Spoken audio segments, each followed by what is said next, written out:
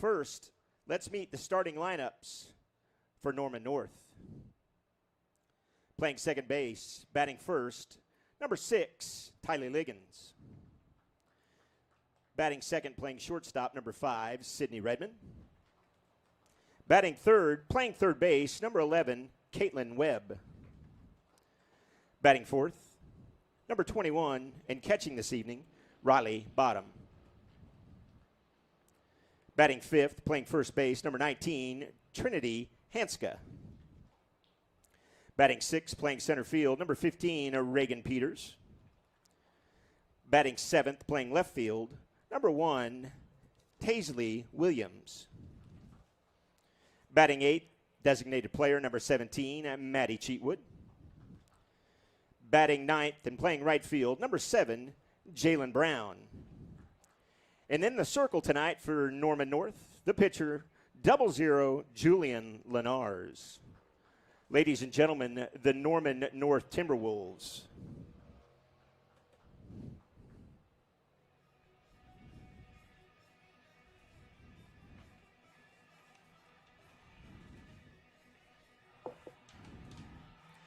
And now, the starting lineups for your Union softball team. Turn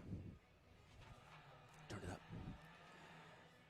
Catching, batting first, number 14, Monica Franklin. Batting second, your pitcher, number 2, Kat Gibson. Batting third, number 15, playing second base, Alex Magara.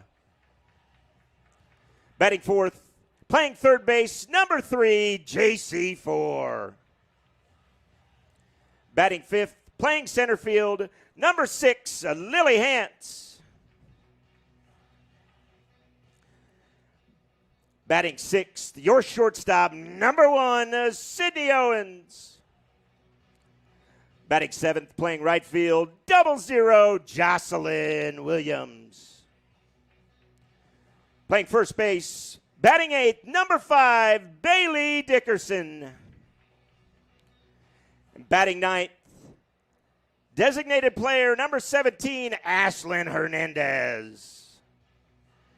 And playing left field, number 4, Danny Perez. Ladies and gentlemen, your Union softball team.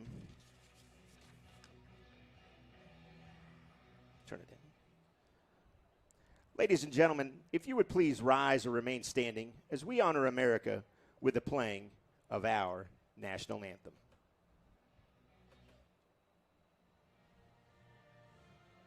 Perfect. Thanks, baby.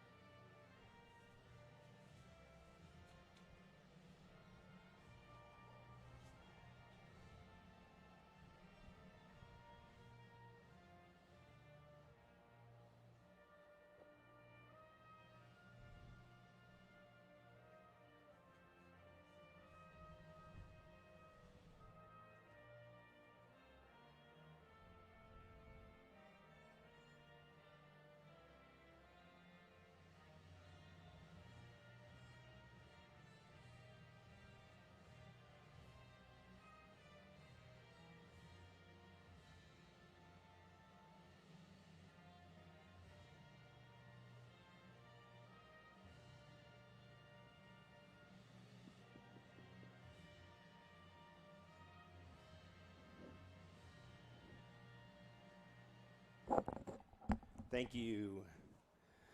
Your umpires for this evening are Randy Ball, and Bill Irwin. Your scoreboard operator is Sean Forn. I'm your announcer, Jim Douthit. Ladies and gentlemen, I believe it's time for a little Union softball.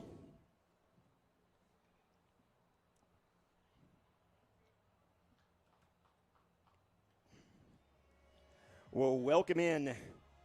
And good evening, ladies and gentlemen. It's Union Softball here on the Union Sports Network. And tonight, your Union Softball team welcomes in the Norman North Timberwolves at the softball complex, nestled right here, comfortably next to Highway 169 in Tulsa. And so Sean Ford joins me tonight. And, Sean, listen, Union softball is currently 5-18. They're losers of the last 7.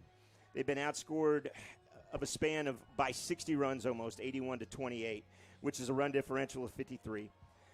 On the contrary, Norman North, 5-2 in their last 7 games. Their only losses coming to BA and Owasso, and we'll see BA here tomorrow night. So, Sean, let's talk about it. What do these young ladies need to do? What's the message to them to kind of right this ship and to put the wheels, at least the lug nuts, back on it? Well, I think it comes down to everybody doing their part. You know, it's not an individual sport. It's a team sport. So if everybody does their part as a team, chances are you'll be successful. Yeah, and there's no way that your daughter or anybody else on this team is going to win it single-handedly. There's a reason there's 9 people out there for sure. Exactly. Talk about Kat Gibson getting the call tonight for Coach Pease in the circle. Kat's a freshman. She's seen plenty of action this fall so far. She has good movement on the ball. She just needs to find success early, find that strike zone. Leading off for Norman North, second baseman, number 6, Tylee Liggins. And so you like the call of the freshman getting the opportunity here? Yeah, she's had success.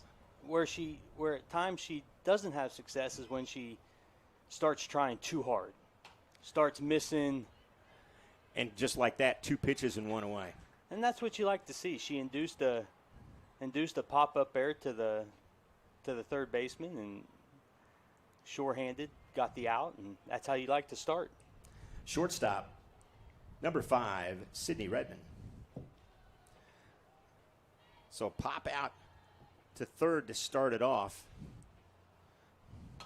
And another pop, right field, under it is Williams, and there's quickly 2 away. You said to me early on, let me introduce Caitlin real quick, and then we'll talk about this. Third baseman, number 11, Caitlin Webb. You said this to me early on before we got on the broadcast. I said that Norman North was 5-2, and you said to me, I'd like to know who they played. And I don't remember, I'll be honest with you, but I did say they lost a Broken Arrow into Owasso. Right.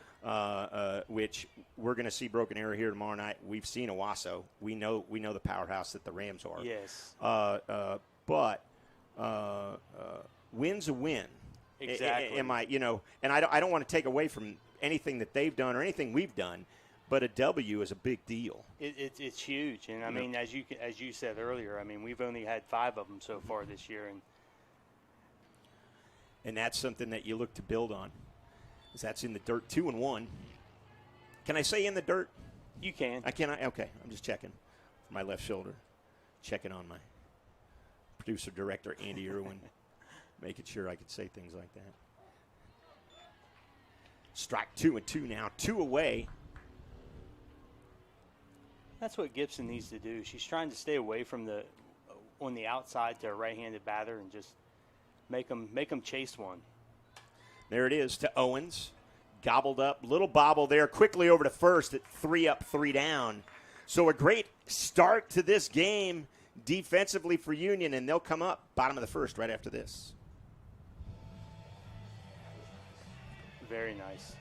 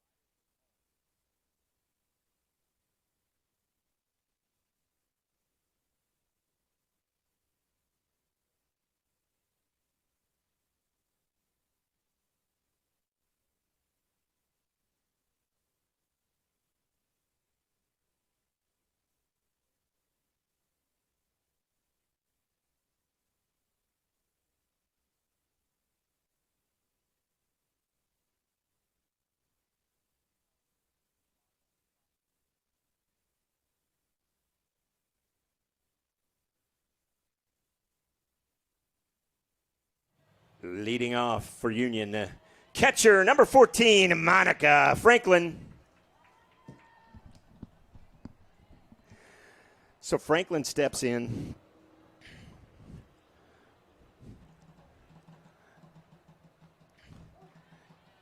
And quickly, the corners are pinching in a little bit, like Monica's trying to lay down a little bunt and use that speed she's got to get on. That's cranked out. Shallow left field under it is Redmond, and there's one away.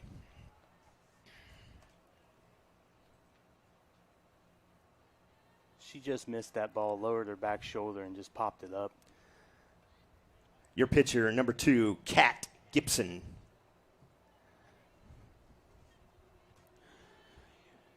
Now the report on the weather for meteorologist Andy Irwin told us that the cold front should be coming in here sometime around 6, Sean. So we've got about 24 minutes until we hope that flag begins to change directions. That would be ideal. Yes. Tomorrow for senior night, as that's popped just out of play. For senior night tomorrow night, dude, though, like 70 degrees. It's going to be beautiful. We may have to sit up here with the windows open. We may have. It depends on how the wind blows. I got a really good story about the wind blowing at One Oak Field right before I was getting ready to call the starting lineups. Bixby Union. The wind picked up and blew every one of my papers off my desk and behind me as I went. And now the starting lineups for the Bixby Spartans, and they all took off behind me. And I freaked out. That was not the most comfortable situation. I'm sure. Yeah.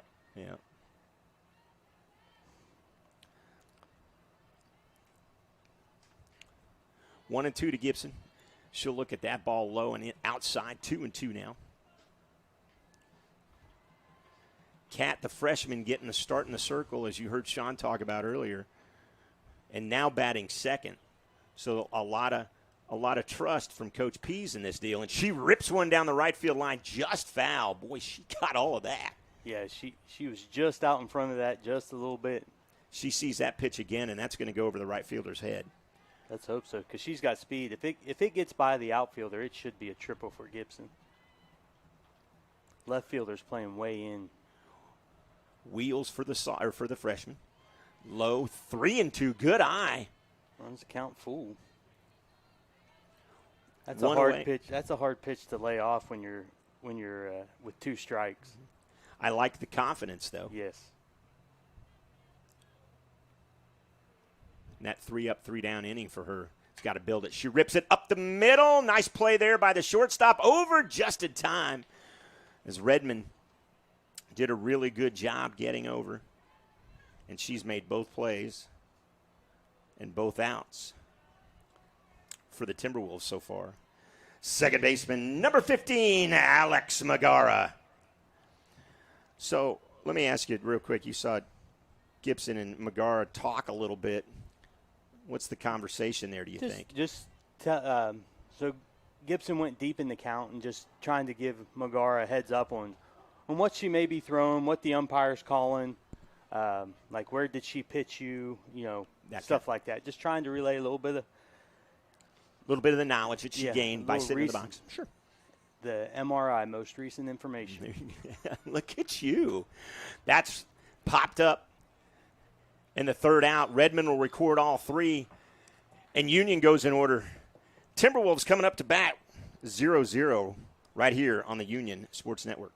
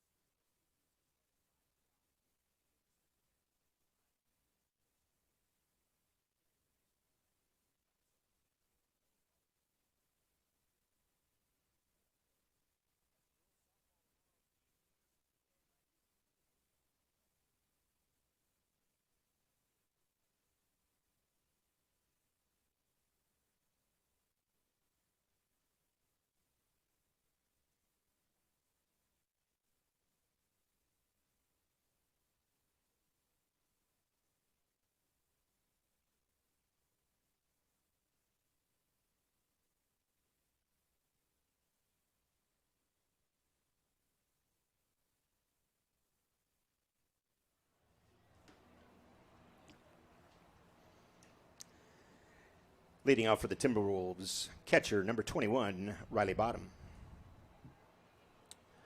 So Bottom steps in here. We'll want to see Kat continue her dominance in the circle.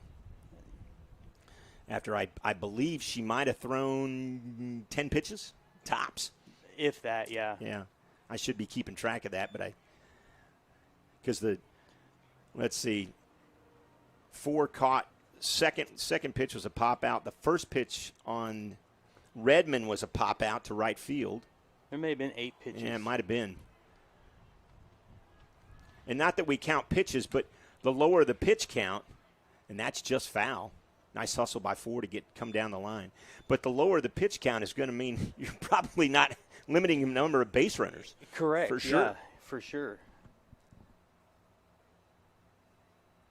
And anytime you can keep the hitter off balance and just like that, hit a weak chopper down the third baseline, I mean, it just helps you. Mm-hmm. To right field. In, bobbled but caught. Nice job there by Williams. She bobbled it a little bit, but she came away, and she's going to be the one dealing with the wind for sure here as that thing's blowing left to right and hard. Yeah. First baseman, number 19, Trinity Hanska. Especially in the outfield. On the infield, it doesn't affect it too much because you got the indoor facility right here on the left-hand side of the field. And that's ripped again. Williams on her horse. That'll be just foul. Williams had a good jump on that ball, but the way that wind's blowing, it was tailing foul.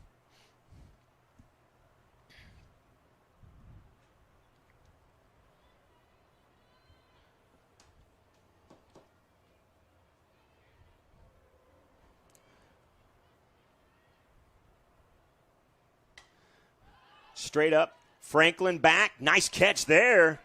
And there's 2 away.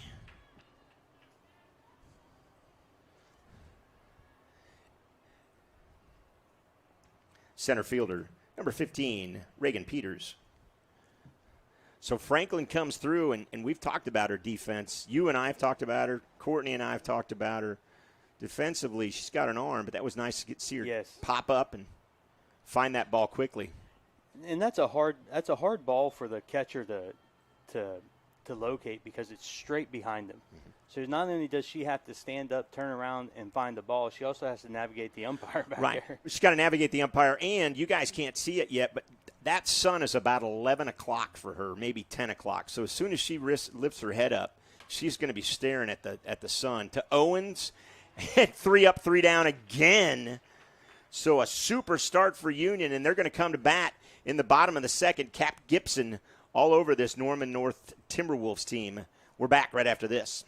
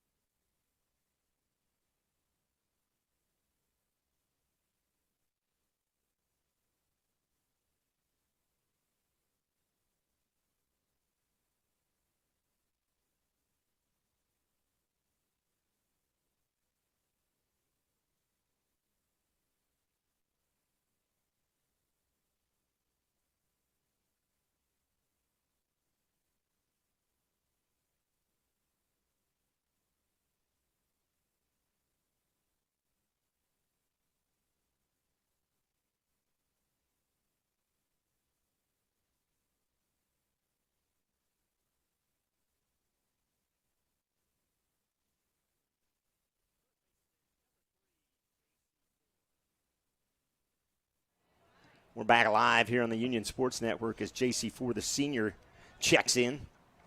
Her first at-bat this evening.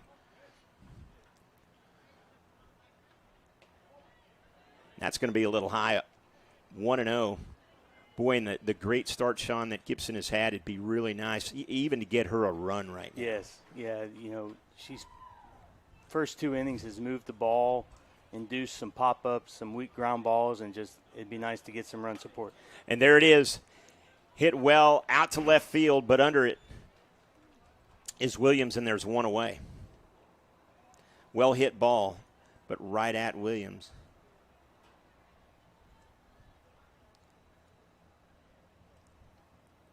Center fielder, number 6, Lily Hance.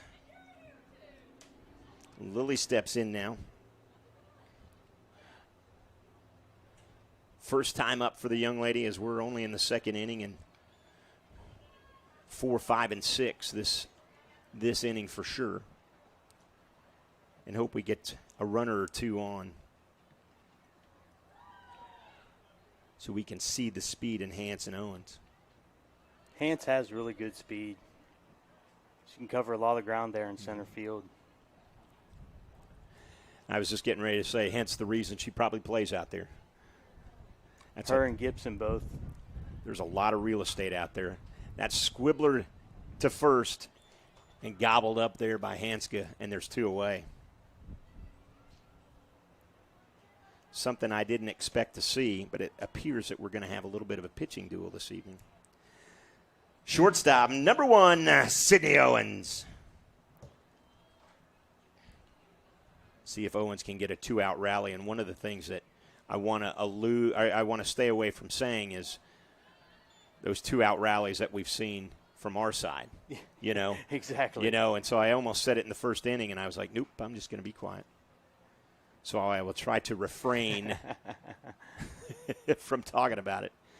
It's like talking about a no-hitter. Yes, absolutely, which, as we know, I've been very guilty of before. We won't go down that road again.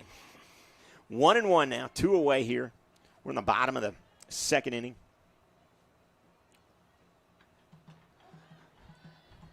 Catches the outside part of the plate, and it's 1-2 now.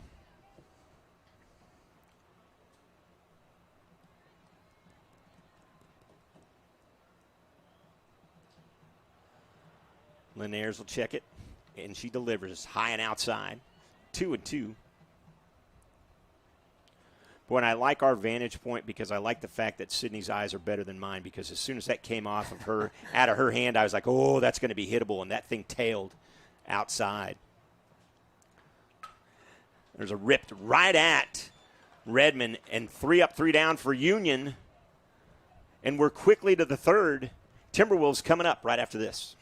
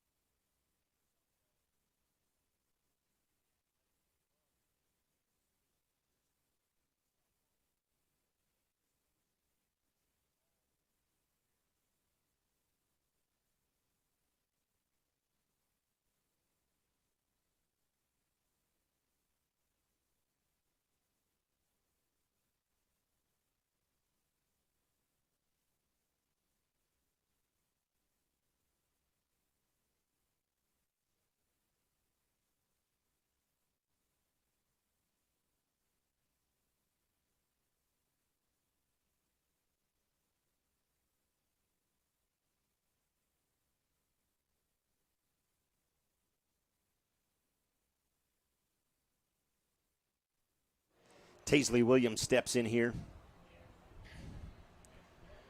We're quickly to the top of the third already, and goodness, Sean, we haven't played about 20 minutes of softball so far. That's what happens when nobody gets on base. Mm-hmm. And great pitching. Rip to Owens on the first pitch. Owens to first, and in time, and there's quickly 1 away. I love how both pitchers are just getting in here and throwing, and obviously they're throwing strikes. That's for sure. Designated player, number 17, Maddie Cheatwood. Your pitcher throws strikes, your defense stays on its toes, and you just get a better all-around, I don't want to necessarily say effort, but it is effort.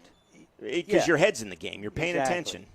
When your pitcher goes out there and throws, ball after ball after ball, it sort of lulls your defense to sleep. So, and she's obviously throwing strikes because it's ground out, pop out, and there's a rip to center field, or excuse me, to left field, and we've got our first runner on.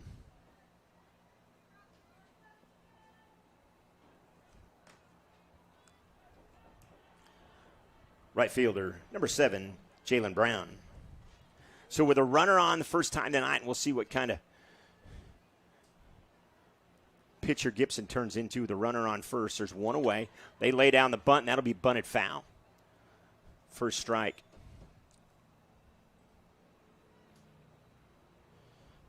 And I'll say the one thing that I noticed there, Gibson's got some velocity. Of the three pitchers we have, yes, she can throw it a little bit harder than the other two. And her ball, since she's a lefty, it looks different coming out of her hand. Mm-hmm. Yeah, it sure does. Again, Brown squares around a bunt. She'll pull it back now. Now she pulls it out. Franklin popped up quick, wanted to throw it down to Dickerson, but no throw.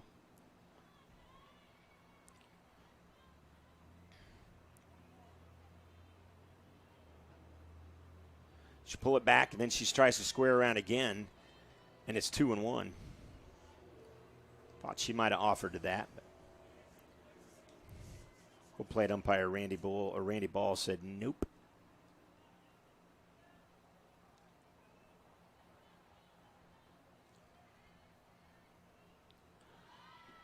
Squared around, low and outside, 3-1. And that ball's not missing by much. It just needs to make a minor adjustment where she's releasing that ball. So 3-1. Runner on first for Norman North is Cheatwood. Outside. Oh, and I lied. Got the generous call there on the strike zone. 3-2. We'll take it. Yes, we will.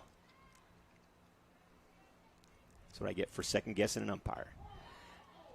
In the dirt, but called strike 3, and there's 2 away. Little low, but that was a great call by the home plate umpire in Ball. And strikeout number 1. Yes, absolutely. Strikeout number 1. Second baseman, Tyler Liggins. So Liggins back up, runner on first is Cheatwood. Liggins popped out to third for her first time out. She'll get that to center, and that'll fall right in front of Hance. So it wasn't a well-hit ball, but it was a well-placed ball. Yeah. And sometimes that's all it takes. It's the whole name of the game is hit it where we aren't. That's right. Shortstop, Sydney Redmond. So Redmond's in. She popped out to right field her first time up. Runners at first and second. Liggins at first. Cheatwood at second. And Gibson delivers. Strike 1. I love Gibson's composure. With the runners on, she really hasn't changed her approach. No, because at this point in time, nobody's hurt. Throw back to first. Not in time. Franklin with a snap throw down. And I think if Dickerson could have got her glove over there, that might have been a little closer. Continue what you were going to say, Sean. I'm sorry. Oh, no, it's just, nobody's hurt at this point, just runners at first and second, but you have 2 outs. Mm-hmm. So your defense has played well. Exactly. So no need to worry about anything, or just keep doing what you're doing and let your defense work for you.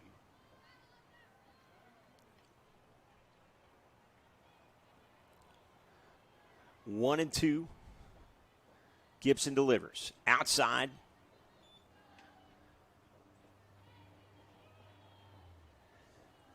Two and 2 now. Deuces across the board. Playing her straight away, it appears, in the outfield, to Owens. Flips over to second in time. And Gibson does a nice job after a couple of singles by Liggins and Cheatwood. No harm done, and we're back with Union Softball right here on the Union Sports Network after this.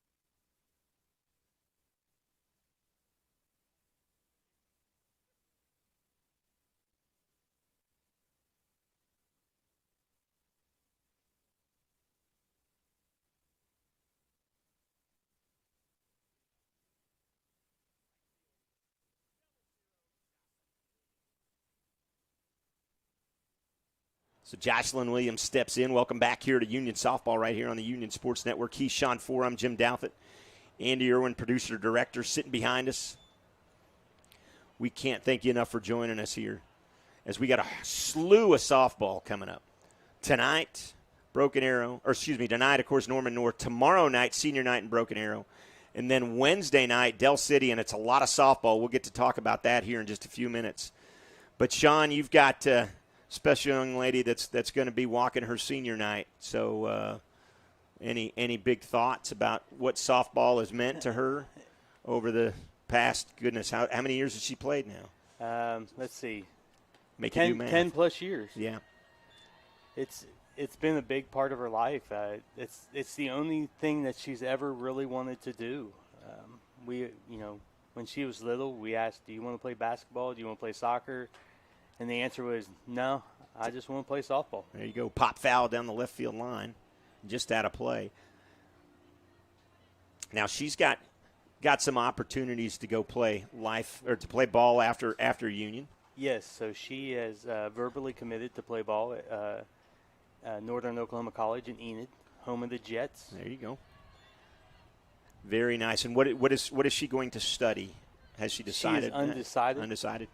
I think she wants to get into sports management. Be a great place for her. I've had plenty of conversations with her this year, especially up the middle. Nice play by Redmond over to first in time. Boy, Good play by the shortstop. Yeah, Redmond is all over the place for Norman North tonight. I believe so. And so what you may not have heard as I introduce first baseman number 5, Bailey Dickerson. As Dickerson steps in, what you didn't hear on the air was the fact that Andy Irwin asked Sean where Redmond was going, and Redmond's going to the same college. Or committed verbally anyway. They can't the same college that JC I believe has. that's the same. I believe that's the same girl. And we can see why. She's been all over the field so far. Great range, great softball IQ. That's high and outside and 1-1 to Dickerson. The NOC and Enid, they're building this will be the head coach's third year. So new head coach up there. And inside, and it's going to hit her, and Dickerson will get on. That's the thing. You got to get on by any means necessary. Yeah, and runs have been, as we alluded to earlier, just not really forthcoming for Union. This will be an opportunity for her to get on as she walks it off. She's a softball player. Designated player number 17, Ashlyn Hernandez. So Hernandez steps in with the runner on first, which is Dickerson. She rubbed a little dirt on that thigh, and she's in good shape. Swung on and fouled back, and it's 0-1. I like the aggressiveness there by Hernandez. To jump on the first pitch. Jump on that first pitch. And it was a good pitch. She just missed it. So stay aggressive, but be smart. Outside. Dickerson will jump out to a little bit of a lead, but hold it first. And it's 1-1.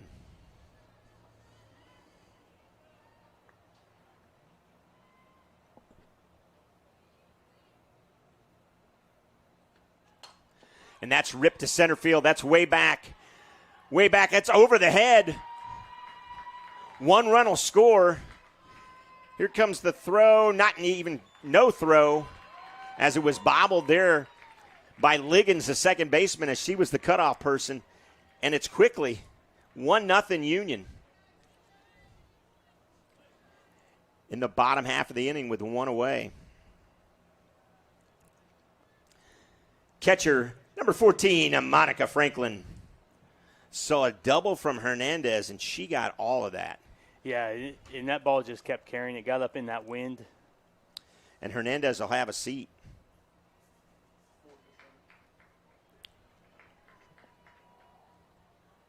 Pinch running number 4, Danny Perez.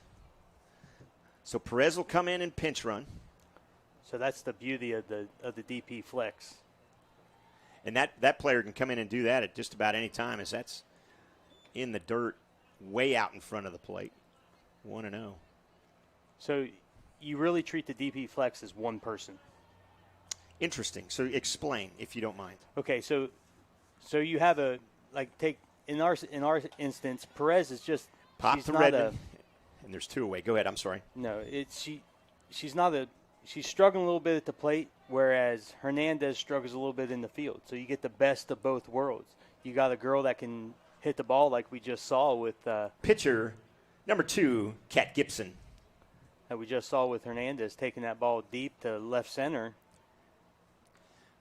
Then you allow Perez to come out because she's and just field. a little bit better base runner, and she's just a little bit better fielder. So you treat that DP flex as one person, and they can do that all game.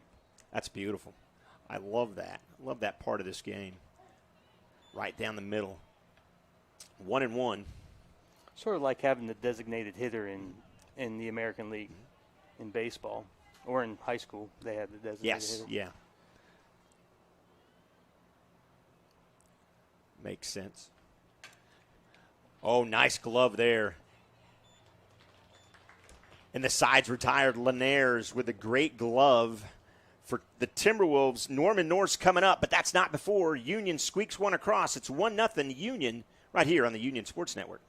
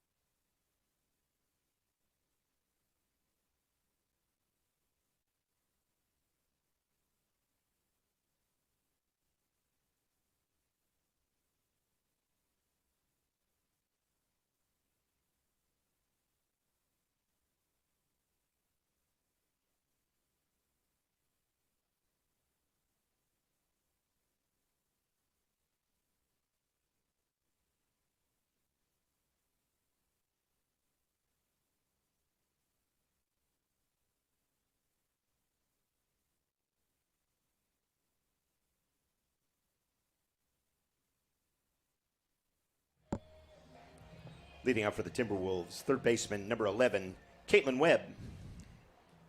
So Webb steps in here. 1-0 is the lead for Union as a double by Hernandez brings home Bailey Dickerson, who was hit by a pitch. Let's see what Gibson can do with a 1-run lead. That's ripped. Nice play there. Williams back on her high horse, and I don't think she quite got underneath it like she wanted to. But big smile on her face. Yeah, there's one away. I don't care how it looks, just get it. You know, it's funny. No matter what you read the score sheet, it's all going to look the same. Exactly. Catcher, Riley Bottom.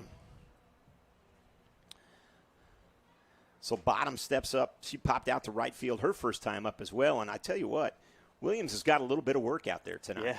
For sure. That may be the most balls to right field I've seen this year. They've found, let's see, so we got a pop out to right. There's 1, 2. I've got 3, if I'm scoring correctly. You folks scoring at home probably would correct me. So that's 30% of the outs so far. Yep. Look at you doing math. 0-1 deliveries outside 1-1. And I'm looking, I just looked out. We've got a little bit of a crowd here. Yeah. That's nice. Nice to see. Nice to see. It was a little vacant earlier. I was concerned that they all wanted to stay home and listen to you and I, but thankfully they showed up to the park. That's ripped to Owens. Owens can't gobble it up. Boy, she tried to play it off that hop. That'll probably be an E6.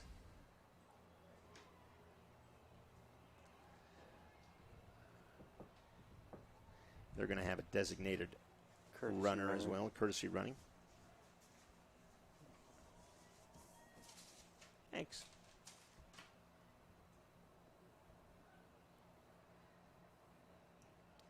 Courtesy running for the Timberwolves, number 22, Peyton Berry. If I can read Coach's handwriting correctly, I think it's Peyton Berry. That's what I would say. Okay. That's what we'll go with. There we go. Trinity Hanska steps in. She popped out to the catcher the first time up. And a great play by Franklin to, as you said, find it and get the ump out of the way. That's the hardest play for a catcher is the ball hit right back over your head. Got a lot to deal with back there. Swung on. That's going to be to center, and Hance right there. And there is quickly 2 away.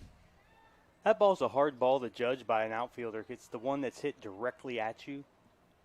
But she did get a good read on it, good jump on it. Center fielder Reagan Peters. So Peters steps in. Yeah, she did get a good jump on it.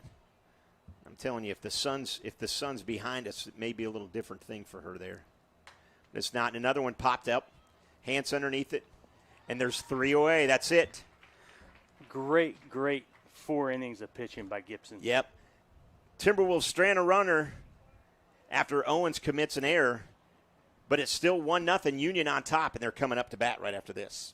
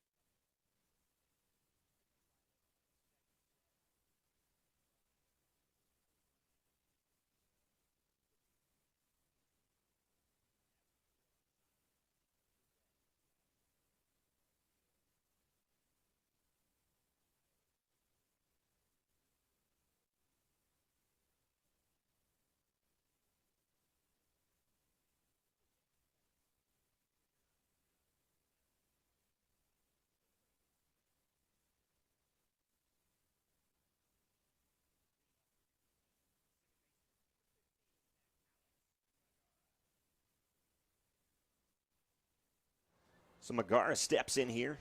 We're already at the bottom of the 4th, and we played right at 40 minutes now. Both pitchers pitching well.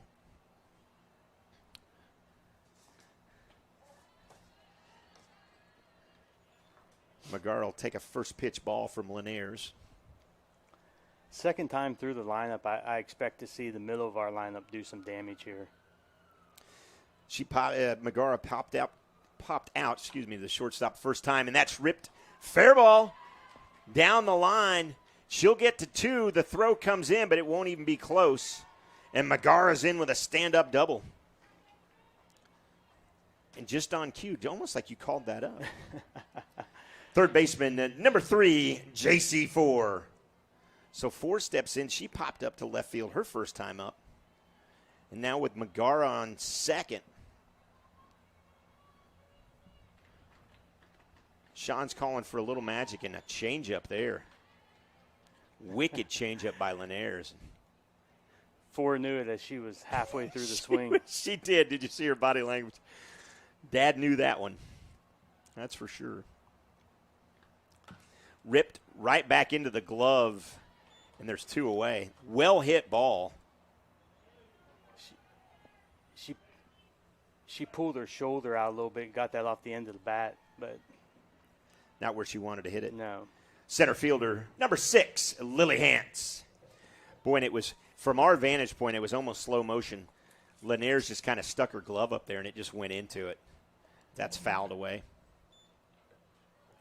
One of those things.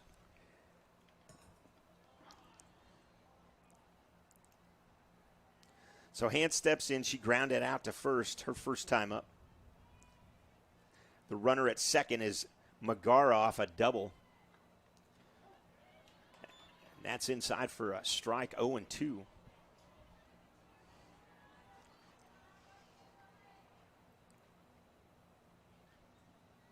We'll see what Hance can do here. Outside. Good eye. As you could see, the catcher set up way outside, hoping to get Hans to chase there. But good patience.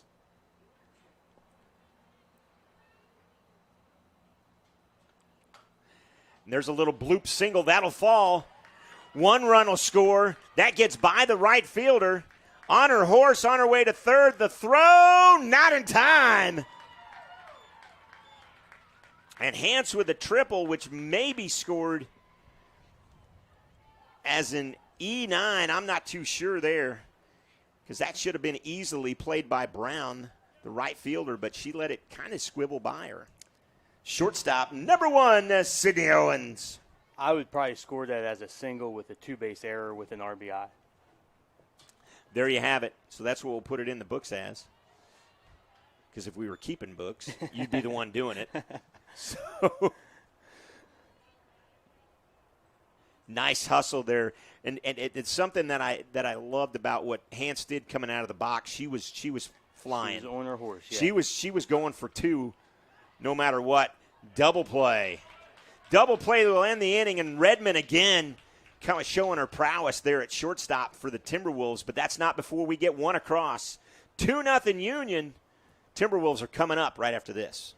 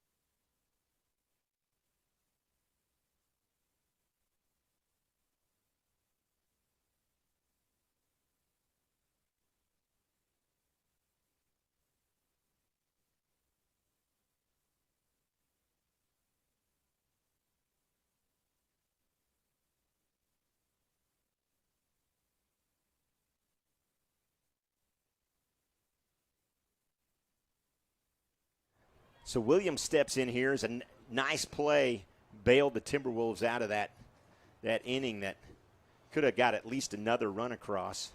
But Redmond doubled up Hans after she got caught just a little too far off third. A little too far, yeah. Well, that's the thing. So Owens has scorched the ball twice, right to the shortstop. And that's the good thing about that last inning was everybody hit the ball hard. Unfortunately, it was just right to somebody. Another fly to right field, and that's over the head of Williams to the wall. On her horse is Williams, Taisley Williams, and she'll hold up there at third. So Williams hits it over Williams' head if you're scoring at home. True story. And Williams, for the first time out there in right field, didn't play that ball as well as she probably would hope to have. Yeah, I think it got up in that wind and just carried just a little bit on her. I believe you're right. As Cheatwood steps in now.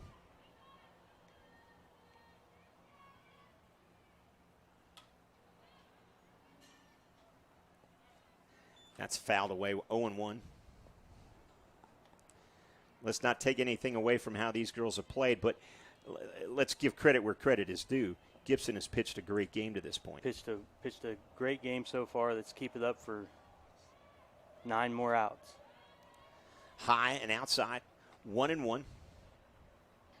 Maddie Cheatwood singled to left field. As a matter of fact, if I'm not mistaken, she got the first hit, yes, of the game for the Timberwolves in the top half of the third. Just about 10 minutes ago, as quickly as this has been played. Up the middle, base hit, and 1 run will score. Hans quickly back in. But a single to center scores 1 run. after Williams triples. Right fielder Jalen Brown. So Brown steps out. She struck out her first time up. Got caught looking, as a matter of fact, if I'm not sadly mistaken. I believe you are correct.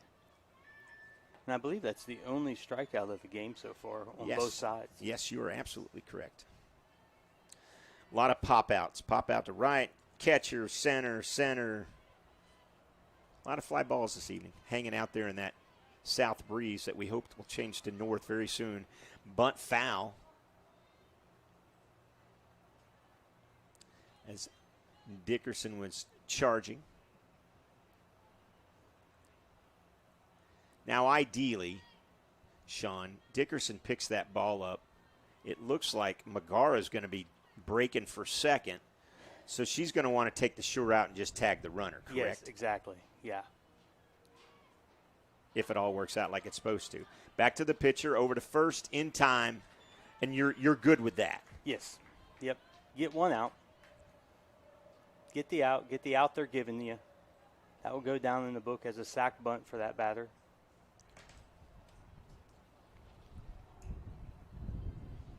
Second baseman, Tyler Liggins. So we're back to the top of the order. Liggins steps in. She popped out to third first time up and singled to center. And I do believe the wind's beginning to change directions as things in the booth here are starting to blow around a little bit. As we scramble to find paperweights. We're grabbing tape or whatever. Look at the fancy tape. Is that the tape that you made our shades with, sir? Yeah.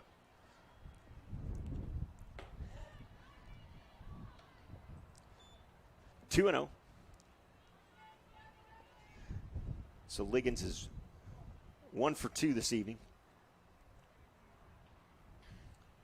The runner at second is Cheatwood after she singled up the center. And that's to right field. That'll get past Williams. Another run will score.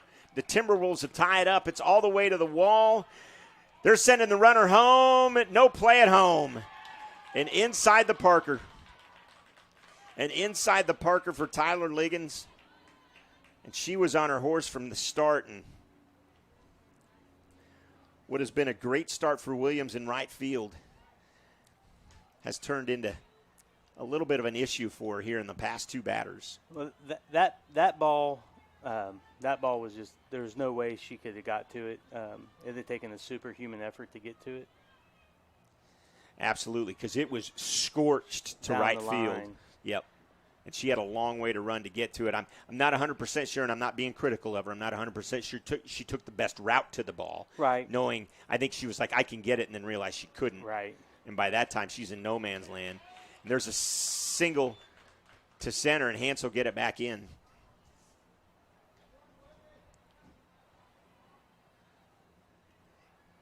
And I would love to see Coach Pease or somebody come out and kind of talk to Gibson and just settle her down. And I not taking anything away from her. I don't think anything's her fault. But as a freshman right now, you just got tattooed for 3 runs. You want to see her relax a little bit. She needs to take a breath. Love to see the junior in Franklin. And just on cue, Pease is going to come out and have a little conversation. So why he has a conversation, we got to talk about Advantage Solutions real quick, Sean. Advantage Solution has done quite a bit for this softball team today. And they've really stepped up this year. So one of the Dickerson's dad works there, and they have donated cases of Powerade, Gatorade. They bought a popcorn machine for the concession stand, and they have really stepped up and doing their part to make the program successful. And it's great because it's one of those things that if you're unaware of how sports works, the athletic department only can do so much. Exactly. And it really takes great volunteers like yourself, your wife, everybody within the organizations that we have to make these things work and to make these kids get the kind of opportunities that they can. It's community. Mm-hmm. And like my wife is the president of the Booster Club, and the whole Booster Club board, my wife, Karen Franklin, Sabrina Dickerson, Valerie Megara, they just all. It's volunteer time. Yeah. third baseman Caitlin Webb. So Webb steps in. The runner at first is Redmond. Throw down, not in time. Gets by, but hands nicely done there to back it up. As the throw got by Owens and Megara, but Lily. Franklin threw a little bit of a curveball there. Boy, it did. That thing did kind of tail off there at the end, didn't it? It's probably threw a two-seamer. So Redmond safe at second. Caitlin Webb grounded out to short and popped out to right field, so she's 0 for 2.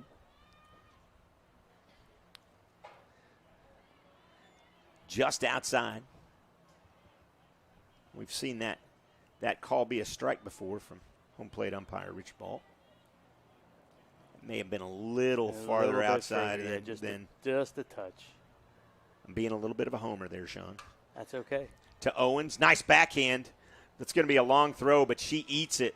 And that's probably a good call. That's a good play. That's a good play because as soon as she lets go of that ball, the runner on second is going to break to third. And with the throw that long, chances are with the speed there, she was going to be safe, and then everybody had been safe, and that's had a bad runners idea. at the corners. Catcher Riley Bottom. Now in this case, you still have the double play in order. Yeah, and you got to force third and second for that matter. And there's a check swing foul into the dugout. Hopefully nobody's got tattooed by that ball over there. Hopefully they're paying attention. I hope so too. If they aren't, they will now. Yeah.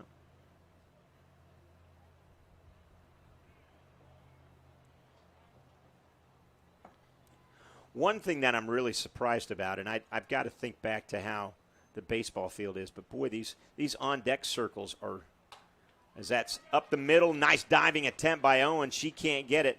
Runner holds at second. It'll be first and second, but another run will score. My comment was going to be how close the dugouts are, but then the on-deck circles are. It seems like they're right on top. Well, so the bases on the softball field are 30 feet closer. Right. Everything's a little bit more condensed on the softball field That's than true. the baseball field. Trinity Hanskin steps in, their first baseman. She popped out to the catcher and popped out to center her first 2 times up, so she's 0 for 2. But 4 runs have come across for the Timberwolves, and they're still just 1 away. Another pop. Megara and Dickerson, everybody underneath it, and Dickerson will make the play. Megara was charging hard, but it was nice to see Dickerson call her off. Yeah. I don't think Bailey had to move. No, I think she took 1 step and then moved back to where she was originally. Center fielder Reagan Peters.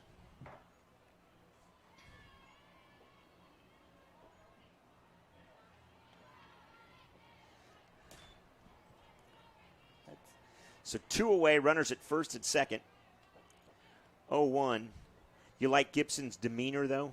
Yeah. How she's pitched even through this? Yeah, she still throwing strikes, and sometimes you just have to tip your cap to the other team. I mean, they're putting the ball in the play where we're not.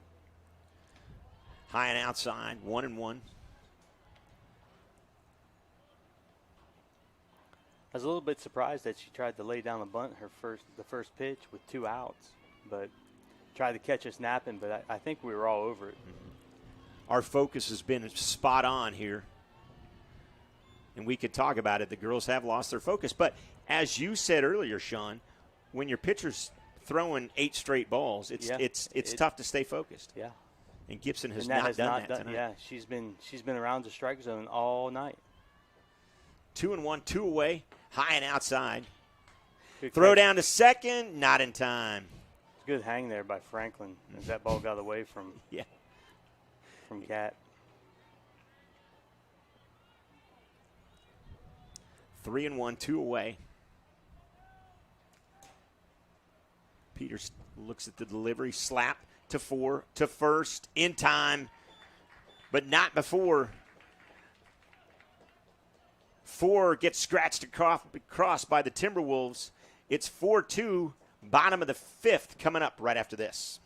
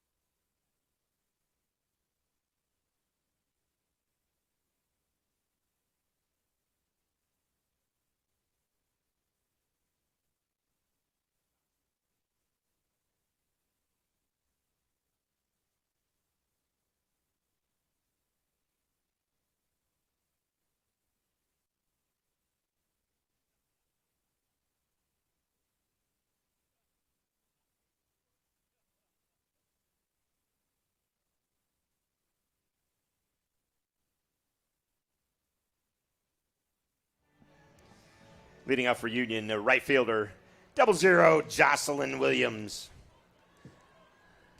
So Williams will step in here. Little different scenario than what we had just a half inning ago. Union was up 2-0, but now they're down by 2 as the Timberwolves scratch across 4 runs after a great play by J.C. Ford to get him out of the inning, and quickly there's 1 away as a nice play there by Liggins.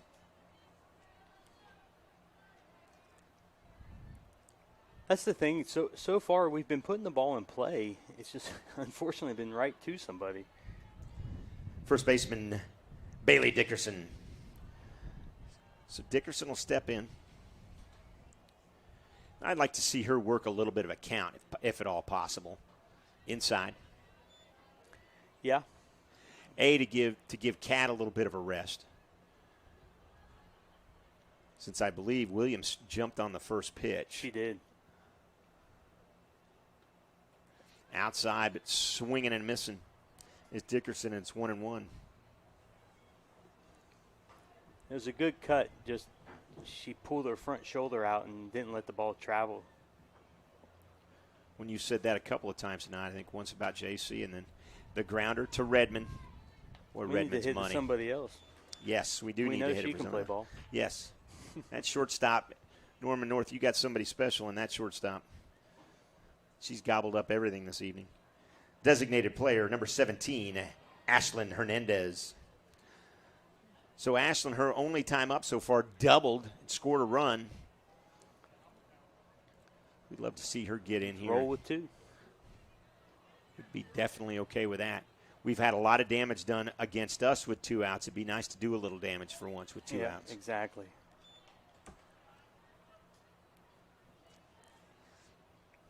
But she's behind 0-1. I'd like to see the girls keep their composure here and not press. They've been down this way before, but they know they can hit this pitcher. Yeah. They know their defense has been pretty okay. I mean, up to this point, up to that last inning, it's been great. And there's been one misplay out there in right field. I mean, other than that, it's been a well-played game. High. Inside 2-1. This is a hitter's count right here. So look for a pitch that you can drive. Left field line's wide open. Yeah, and it is wide open. That's going to be fouled just over near the Timberwolves dugout. Yeah, if you could see out there, they are playing her way right. And you're right, that left field line, gosh, if she hits it into left field. she could run for a while. Yeah, she's going to run for quite a while. Now, what I've noticed, it looks like they're pitching her to pull the ball as well, though. So we'll see. They're pitching her outside, so they're trying to get her to go to the right side.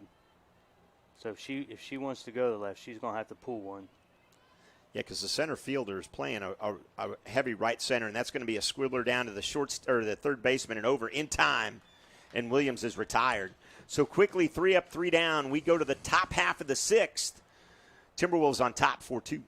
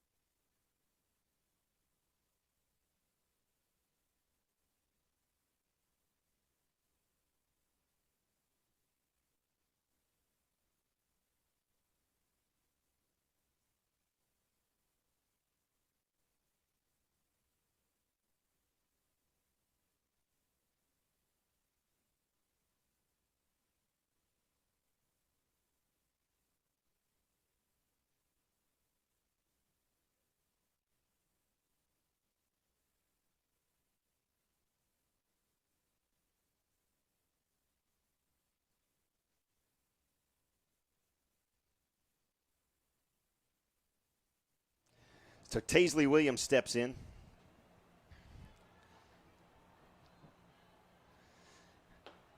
The pitcher is now Lily Hanson. Kat Gibson goes to center.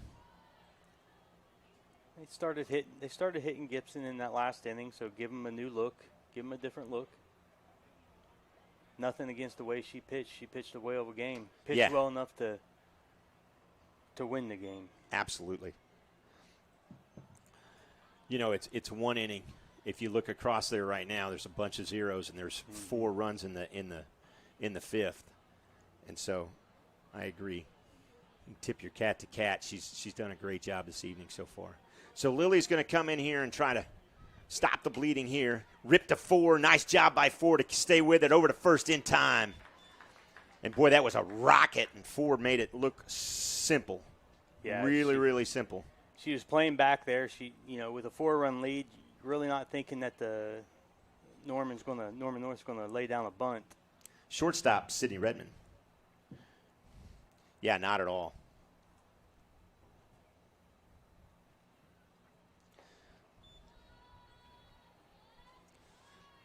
Now, is it the fact that Coach Pease goes and changes it to Lily for the simple fact that she got beat up a little bit in that inning, and you do want to stop it at this point? Yeah, I would think so. That would be my thought behind it all. I mean, for 4 innings, something you would have probably done if you're the coach here. Yeah. Yeah. Okay. Oh yeah. Okay. Give them a different look. Yeah, because you need 3 outs right now. You need 3 outs. You need 3 runs in the bottom of that inning. So Hans 2-1 now, 1 away after a great play by the senior J.C. Ford at third.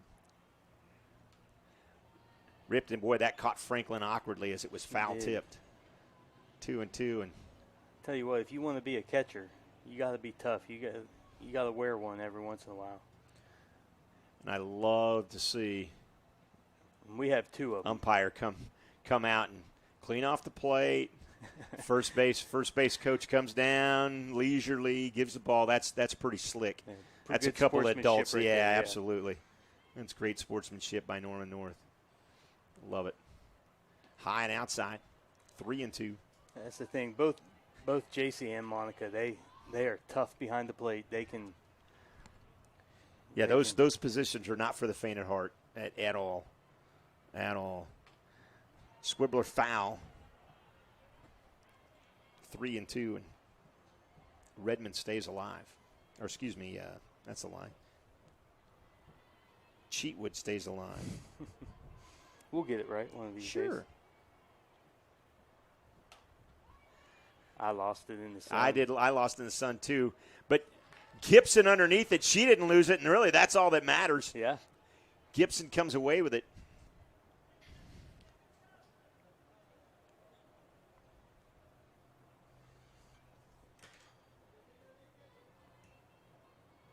Right fielder, number 7, Jalen Brown.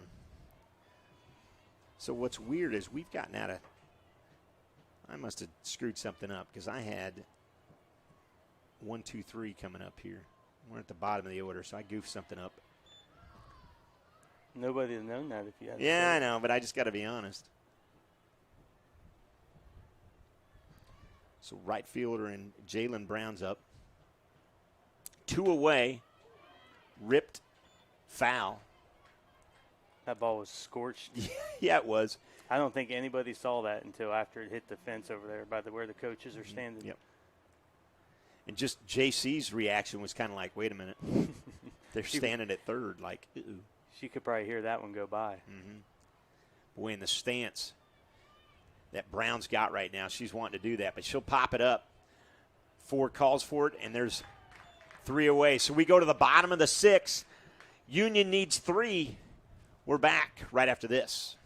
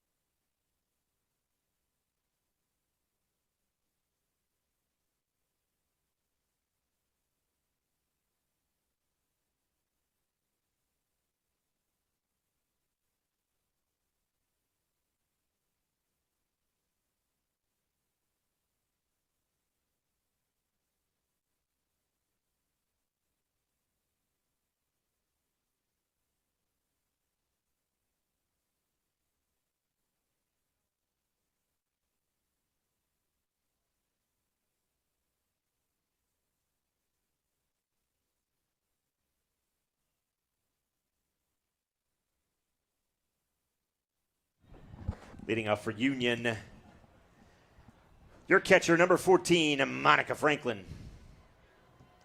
So Franklin will step in. Popped out the shortstop, she popped out the shortstop twice this evening. And that's going to be well placed. And a great grab. And that's going to be safe. That's tough for me to see it. Boy, and Coach Pease is all over that. He is really, really upset right now. And umpires are going to come together and have a conversation. And the first place umpire obviously called her out because there's no way Coach is that upset. No, if that's a single. That ball hit the turf. She should be safe at first. And I probably she trapped it if anything, and that's listen. Not taking anything away from Blue, that's tough for her to find. Umpire's going to come over. They're talking about it now. The head coach of Norman North is out to have a conversation. He's got to get his 2 cents in, and rightfully so. But this is going to be a long conversation. Franklin's going to hang out at first base. And rightfully so. That ball was trapped by the center field. And they're going to call it out, and here comes Pease. Here comes Pease, and he's going to. That is a blown call. Great effort. Now, let's not take anything away from the effort that Peter showed out there. Or, excuse me, it may have been Williams. That was a left fielder that made that attempted catch, correct? No, I think it was the center fielder. Was it center fielder? Yeah, I think you're right with the center fielder, Peters. But she trapped that ball. Mm-hmm. That was not a catch. And Pease is gonna argue it, but I'm not 100% sure that he's going to win this argument. He's not. He's not. But and we talk about it a lot, and it happens in football quite a bit, where you want to replay, and at this level, 6A sports, it would be nice. I know what it takes, but a lot of times now, if this is a call in a playoff game. Yeah, I mean, it totally swings momentum. That's your leadoff batter. Should be on first base with nobody out. I'll try to give a little bit of credit to Blue. They got together and had a conversation. Center fielder, number 2, Kat Gibson. Gibson will come up one away here. One away, Franklin popped out to center. Part of the only part of this that I'm not 100% that I don't like is the fact that where they had the conversation was right next to the Timberwolves dugout. They should have come into the center. You got to you got to get away from the other dugout and have a conversation that's not having a coach in his ear. Now, if I'm the Timberwolves coach, I'm chirping the entire time. Oh yeah. And he did. And he did. So the other problem was both of them called Franklin out. Not one didn't say safe, one didn't say out. They both said out, mm-hmm. which they had a long conversation too about it, Sean. Yeah. So Blue, one of those things. Yeah, no, it is. It is one of those things, and it's a tight game, and it's been a tough season for Union, and some of that probably was coming out in Coach Pease's voice for sure, and I don't blame him. He's fighting for his girls. Yeah, fight. You have to. Absolutely. So there's one away. Order has been restored.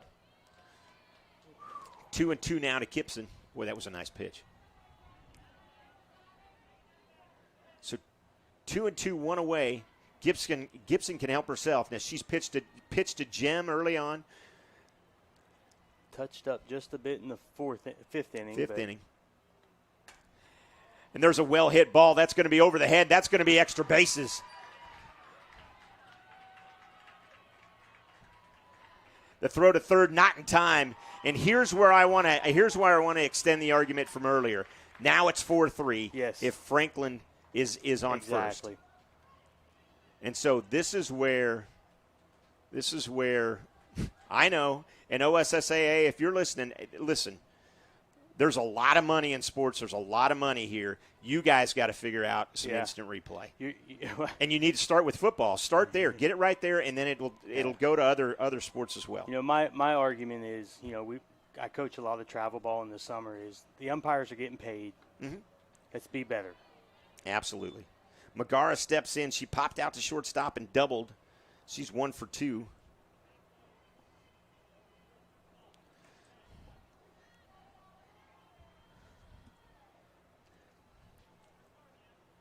There's still 1 away. All Megara's got to really do. Are you sending Gibson no matter where this is hit? If it's hit to the right side, I'd send her. If it's hit to the left side, make the throw first. Make them throw it. Make them throw it. Make them hold her and throw. Because Megara's got pretty decent speed. If Kat can get him to check her more than once, Megara may be safe. 1 and 2. Boy, both Megara and Gibson kind of laid off a pitch there.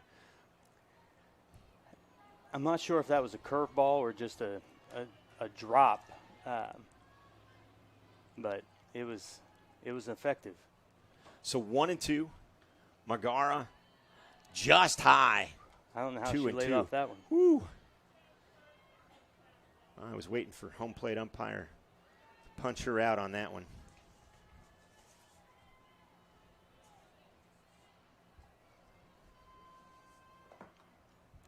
Swing and a miss, strike 3.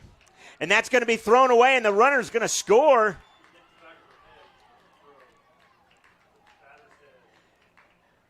So the director's saying that it hit the batter's head as the ball was thrown.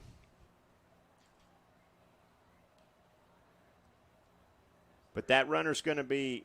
They're going to talk about whether or not she's allowed to score for a dead ball. So what you may be hearing from Andy Irwin behind us is that the umpires are going to come together and talk about whether the runner should be allowed to score because the ball hit the back of Megara's head as she struck out on the throw down to third. And another long conversation. And here's the other thing I don't like. Why is the Timberwolves coach standing right next to – I mean, I'm going to get a little upset here for the simple fact that Coach Pease is where he's supposed to be. Why is the Timberwolves coach in the middle of the field? That's a good question. And Blue needs to just turn around and say, you go back to the dugout, sir.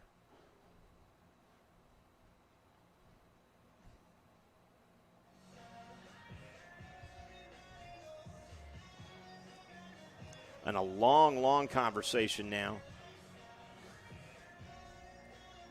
Now, the worst thing, Sean, I'm going to say that can happen is that Gibson's got to go back to third. At worst case scenario. There's no way anybody's getting called a third out on this deal. I don't believe so, no. But again, why is their coach just hanging out?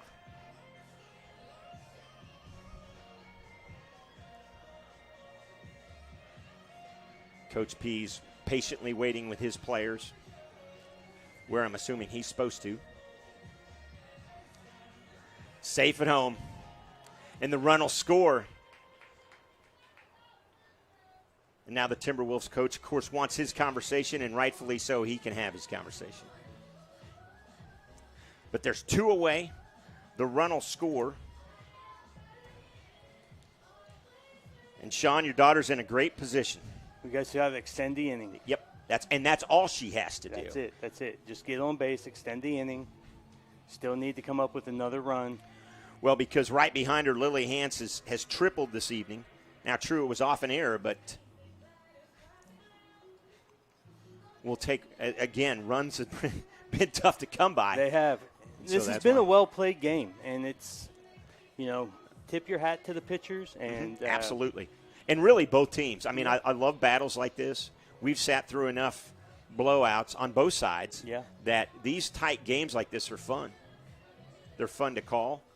Even though we don't have replay here, we'll go back and watch. And that's a really good point. So, yeah, what you may hear Andy saying behind us is the fact that even though we don't have replay and the umpires are not allowed to use replay here, you guys can go back and watch and, hey, maybe prove what Sean and I have been saying wrong, but I don't know tonight. Third baseman, number 3, JC4. So the senior in a great position, and she's due. She's popped out to left field and popped out to the pitcher her first 2 times up. So she's 0 for 2. I'll say it for you. Don't grip the bat too tight. Don't do more than you know what you can do and wait for your pitch. Take what's given to you. Drive the ball hard. 4-3.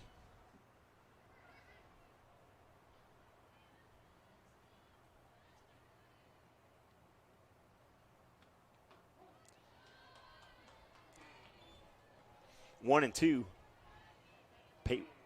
Plate was extended a little bit there. We've seen him call strikes out that far before.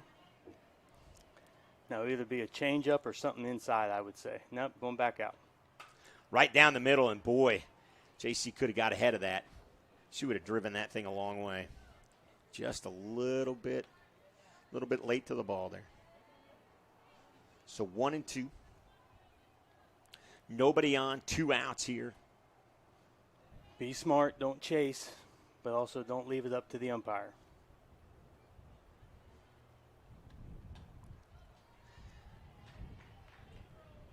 Fouled away. 1 and 2 still. Don't leave it up to the umpire. I got you.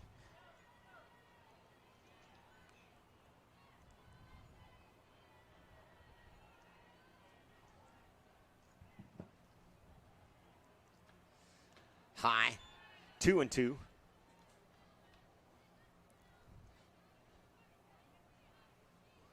JC working the count on Linares. Any pitch you see after 2 strikes counts as a quality at bat. You know, it's a great way. I've never really thought of it like that. There's a grounder up the middle. Base hit.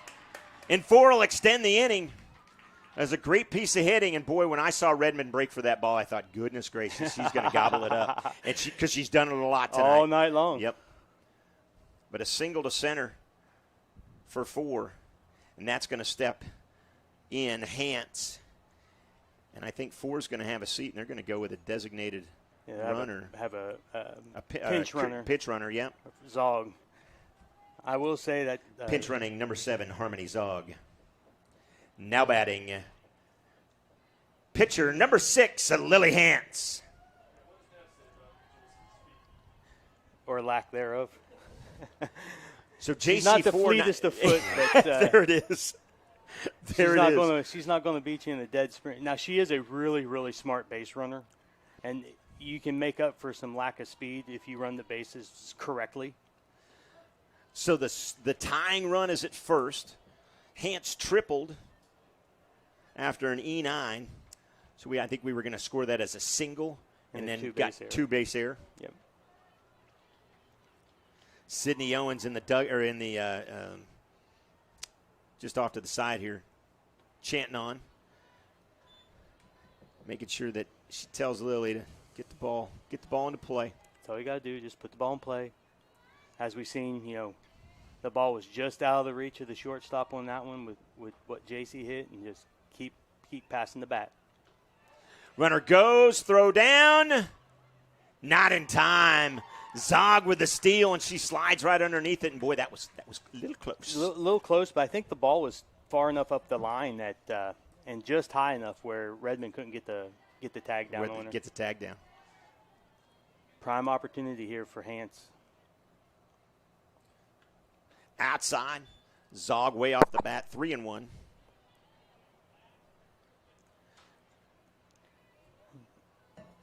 Now, if I was Hance, I wouldn't look but one spot. Yeah, if that pitch isn't where you want it, you take it right here. Because you have one to give here. Yep. There's the strike. And that was a little bit more of a strike than some of the strikes we've seen tonight. So you like the take from Hance. 3-2 now, 2 outs. Runner's going to go.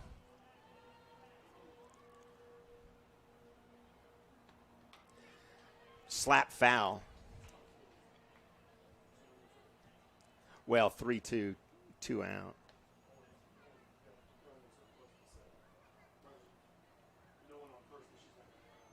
You don't want her to run into a tag.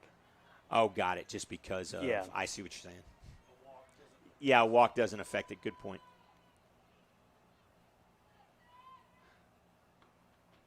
Inside, and Hance Gets on. Now, Owens has tattooed the ball twice. Yes. Just keep doing what you're doing, kid. Shortstop, number 1, Sidney Owens. So Owens steps in here, runners at first and second. Hance with some speed. It'll be interesting to see.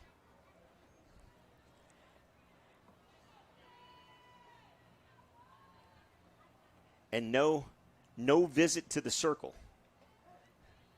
First pitch strike. 0-1. Sidney Owens, as you said, have tattooed the ball once to the shortstop and actually twice to the shortstop. Yes. It set up the double play in the 4th inning where she tagged out Hance, who had reached on the air.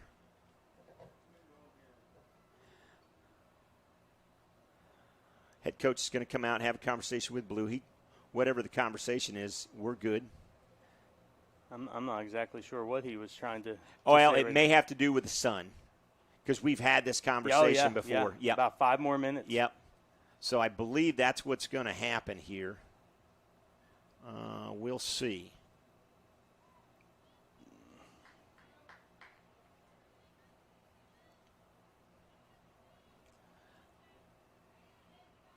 No, we're going to play ball.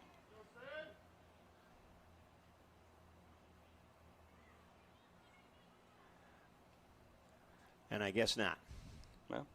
So we're going to take a little bit of a timeout here. We're going to let the sun set just a little bit lower. Coach Pease is going to bring everybody in, and so we'll take a timeout as well. It's 0-1 is the count, 2 outs, 2 runners on. We're back for the conclusion of Union softball right after this.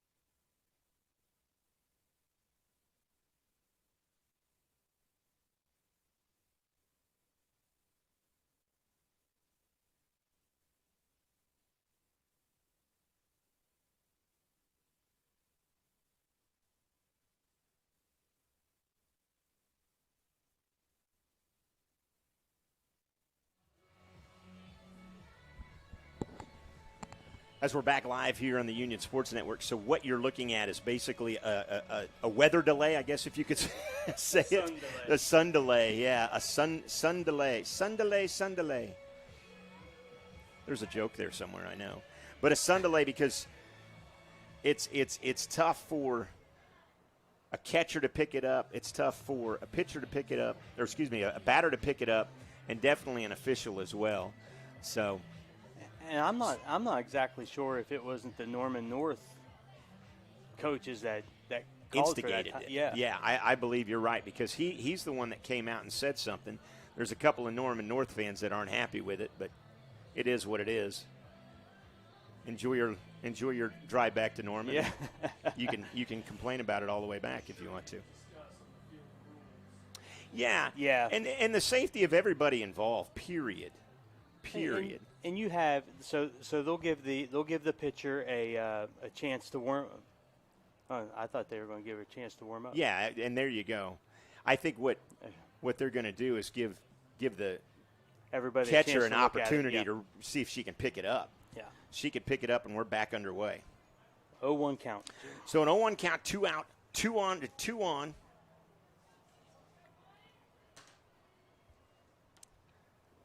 And in the dirt.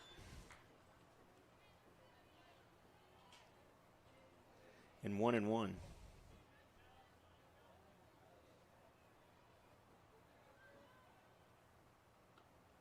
Outside, nice eye. 2-1.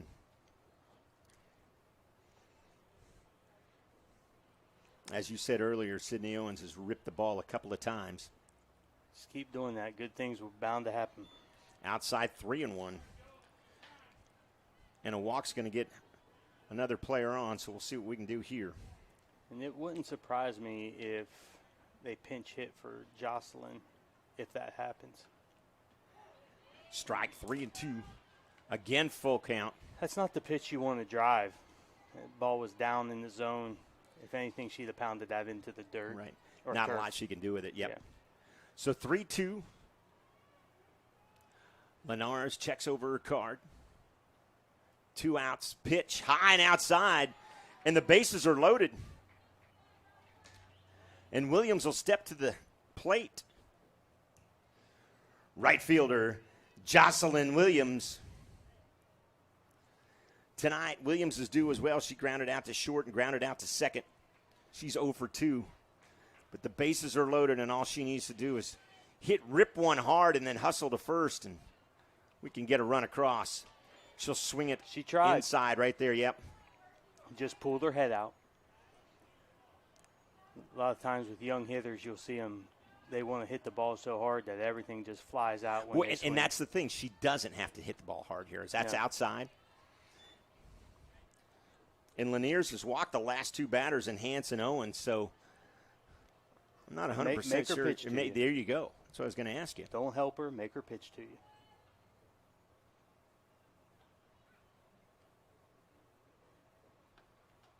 Ripped foul. That was a good cut. That was a better cut. For the record at home, I think we had about I think we did have a 5-minute delay. Andy, give or take. 1-2, 2 outs. Bases are loaded. Outs. Oh, and punched her out. Catches the outside of the part of the plate. And Williams is looking. She leaves the bases loaded on a called strike 3. And I'm going to say Blues had a rough time tonight. That was, I don't know about that one.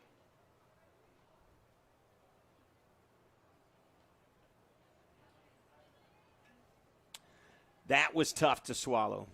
Good thing is we scored 1. It's a 1-run game.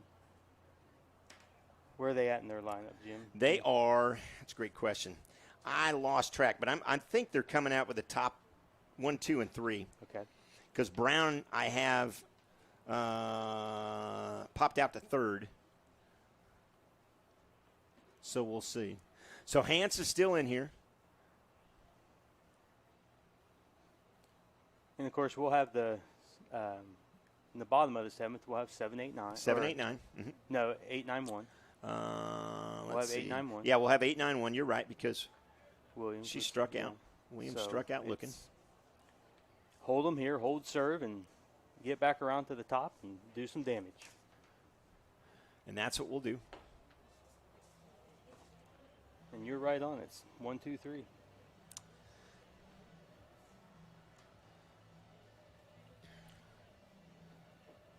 Good defense here. Good pitching. Yeah, that's all you need. And you say 1, 2, 3. I could say 1, 2, 3 as well. That's what kind of inning we need. Exactly. 1, 2, 3, for sure.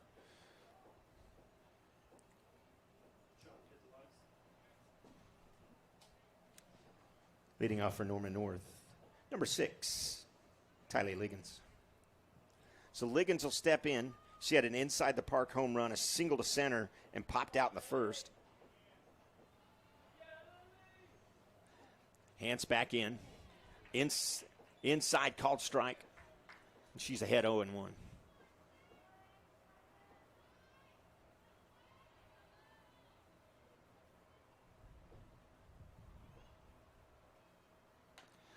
Squibbler.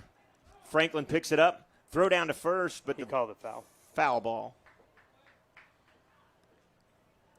Great job by Franklin to pop up and play that ball. Not wait on a call from the home plate umpire. So nicely done by Franklin. Playing through the whistle. Yep. Play till you hear the whistle.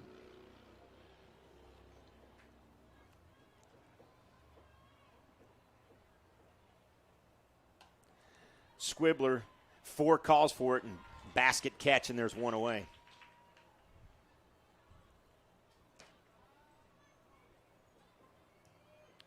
Shortstop, Sydney Redmond. So Redmond checks in, popped out, grounded out, first and third inning, and then singled to center in the 5th. She's 1 for 3. Strike.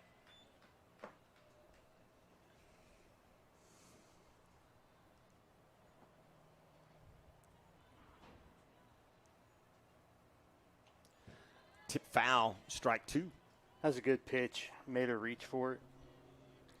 And took a little something off. And she just kind of threw the bat at it.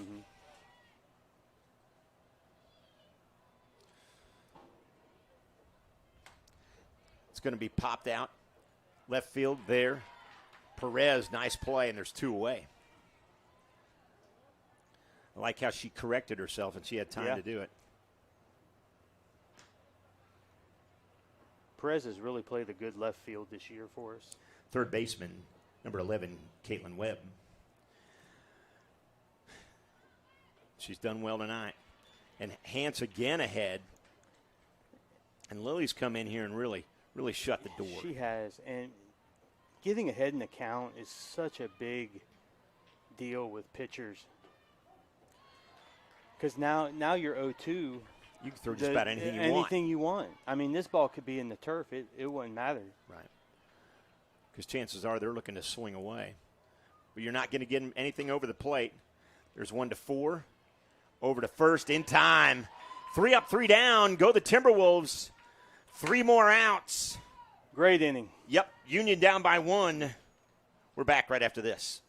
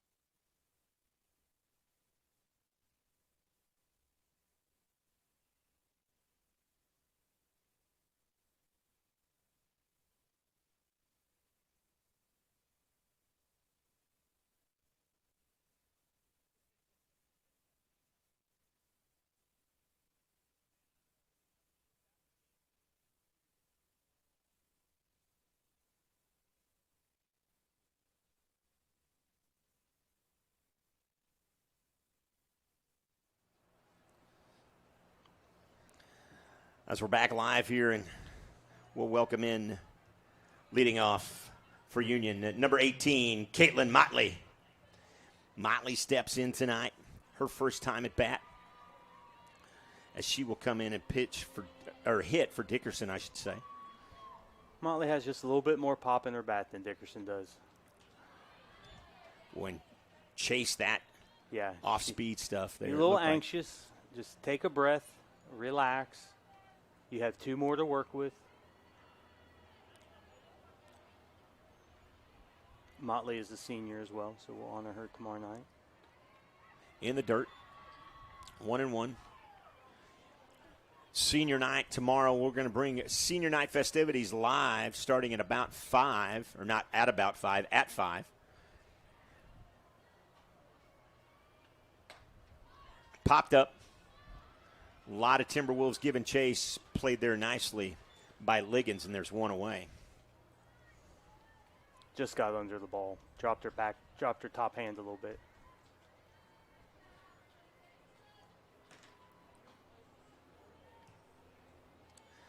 Designated player number 17, Ashlyn Hernandez. So Hernandez is 1 for 2. She doubled in the third and grounded out in the fifth. Let's see a double here. And just on cue, that's well hit. Right at the center fielder, and there's 2 away, though. Ball is well struck. Yep, well struck, and Peters playing it well as she was standing on the top of the red part of the U here on the field. Catcher, number 14, Monica Franklin. So Franklin steps in as the last hope for Union right now. Top of the order in 1, 2, and 3, if we can get that far, Sean. Yes. And Franklin's due. She's 0 for 3 with pops out to centers and twice to the shortstop in Redmond. I think we all can agree that last one, she should have had a single. I agree. And that's ripped. That'll be a base hit. Franklin runs through it, and I'm sure, well, I don't know if they're going to pitch run for her or not. They won't. It's the 7th inning. 7th inning. Center fielder, number 2, Kat Gibson.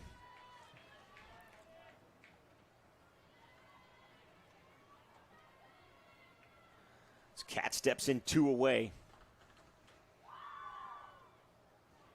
The bench comes alive a little bit. First pitch strike. That ball was in on her hand, so don't swing at it. Don't get jammed.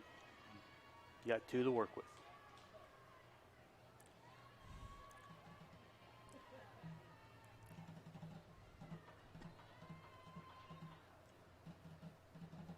Wouldn't surprise me if she tried to lay down the bunt here. That's going to be ripped back off the glove. Franklin comes home. One's home. The throw to third. Safe. And we're knotted at 4. Gibson with the bomb to right field that can't be controlled by Brown. And we're knotted at 4. And less than 65 feet away? 60 feet. 60 feet. Thank you very much. 60 feet. Is the winning run. Second baseman, number 15, Alex Magara. Magara comes up. Just needs to take a deep breath. Take what the pitcher's giving you. And I'm going to say that's probably that's an E9 all the way.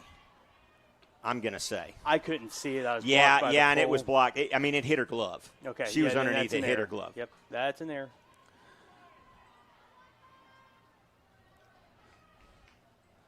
One ball, no strikes. Magara, if you were wondering, she struck out, doubled, and popped out to shortstop. So she's 1 for 3.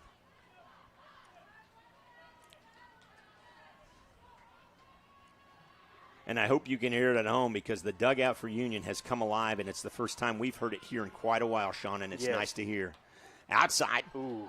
Oh, and they're going to give her the strike. Oh, come on. Oh, my. All right, Mr. Ball. I know. You're down there, I'm up here. I get it. I get it.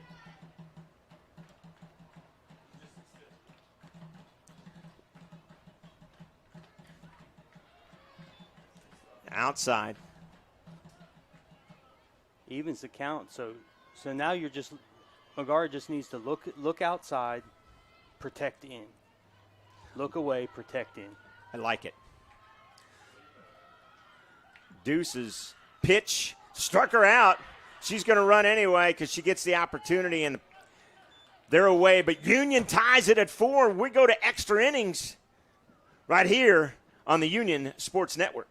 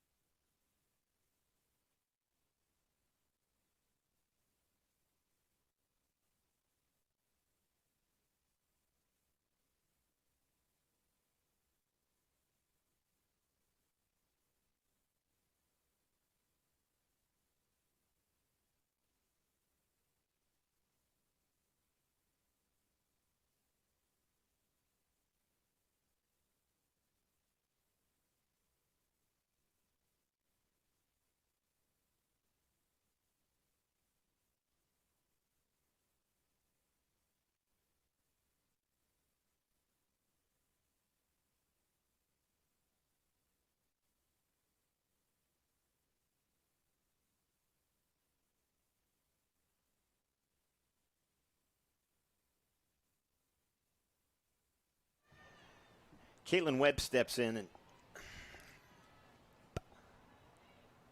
high and outside.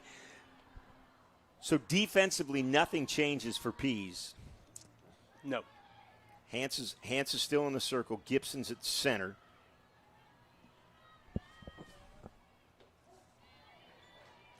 Williams in right, Perez in left. 4 and Owens, your third baseman at shortstop. Magara and Dickerson, second and first. Of course, your battery is Hance and Franklin. 2 and 1. So Caitlin Webb tonight grounded out to shortstop, popped out to right field, and singled to center. So she's 1 for 2. Count is 2 and 2. It's Riley Bottom is actually the one up to bat. Because I misread. I thought Caitlin Webb had stepped in there, but the way that hair's hanging over that number 2. My apologies, Mom and Dad, if you're listening. Rip foul. Boy, that was hit hard. Mm-hmm.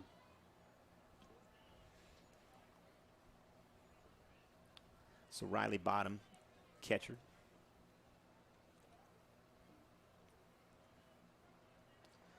So 4, 5, and 6 up to bat here for Norman North. Full count. Bonus softball. Boy, changed it up and couldn't get it over. Yeah, just held on to it. She throws a flip, like what they call a flip change, and just held on to it just a little bit too long. First baseman number 19, Trinity Hanska. Yep.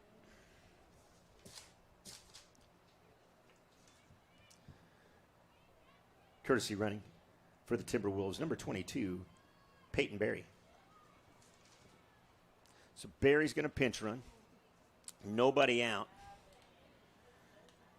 And this is where we want to see the girls in Union focus. Bear down here. Double play ball right here. There's one to Sydney, over to first, high, and into the dugout, but a nice throw, or nice bounce back. And Magara, I think she rushed that a little bit more than she did. She did. Than she was thought she trying had to throw it over the runner, where she could have just stepped off the bag and fired over. Cause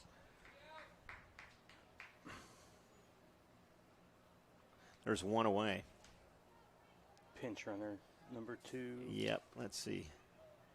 Good luck. Good luck. Is that what you said? Thanks. Oh, yeah, I have no idea either. Sorry, Coach, can't read. Can't read your handwriting. Number big guy. 2. Yeah, number 2. Pinch running number 2. Center fielder steps in, and Reagan Peters. She showed bunt, and everybody was charging. Everybody has a job to do. Owens is covering second on that. 4 is crashing in. Perez will cover third from left field. Everybody's got a job to do. Slap hit. That's going to fall. Foul. Boy, just foul down the left field line. Got away with one there. All it is a strike. Just a long strike. Peters grounded out to shortstop, popped out to center, and ground out to third, so she's 0 for 3.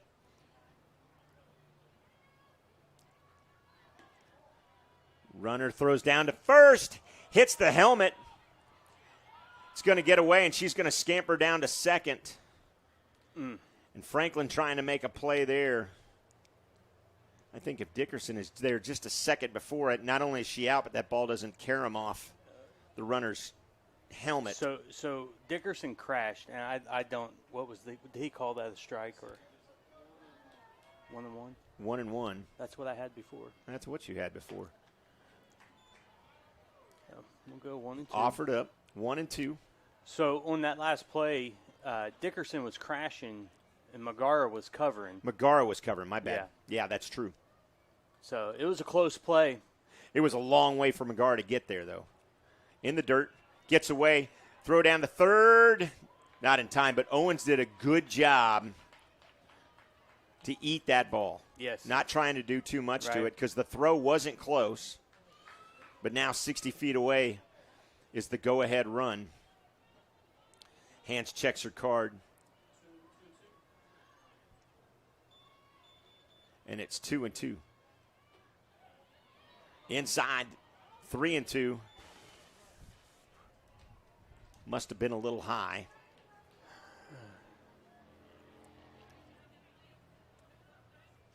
I think Williams was called out on strikes on that exact same pitch.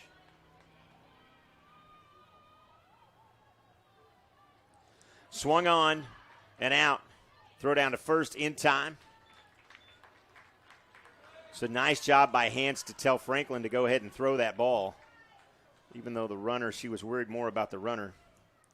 Left fielder, Taisley Williams.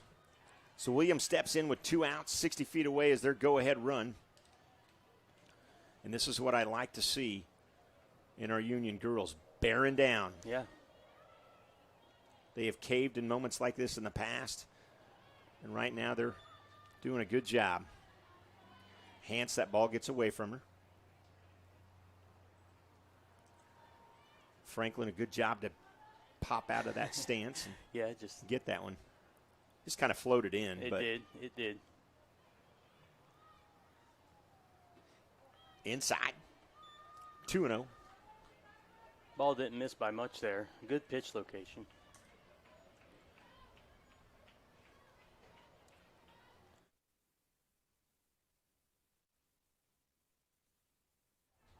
Ripped to 4 to first, and Union gets out of the inning. Timberwolves will strand a runner. It's bottom of the 8th. Goodness gracious. Bottom of the 8th.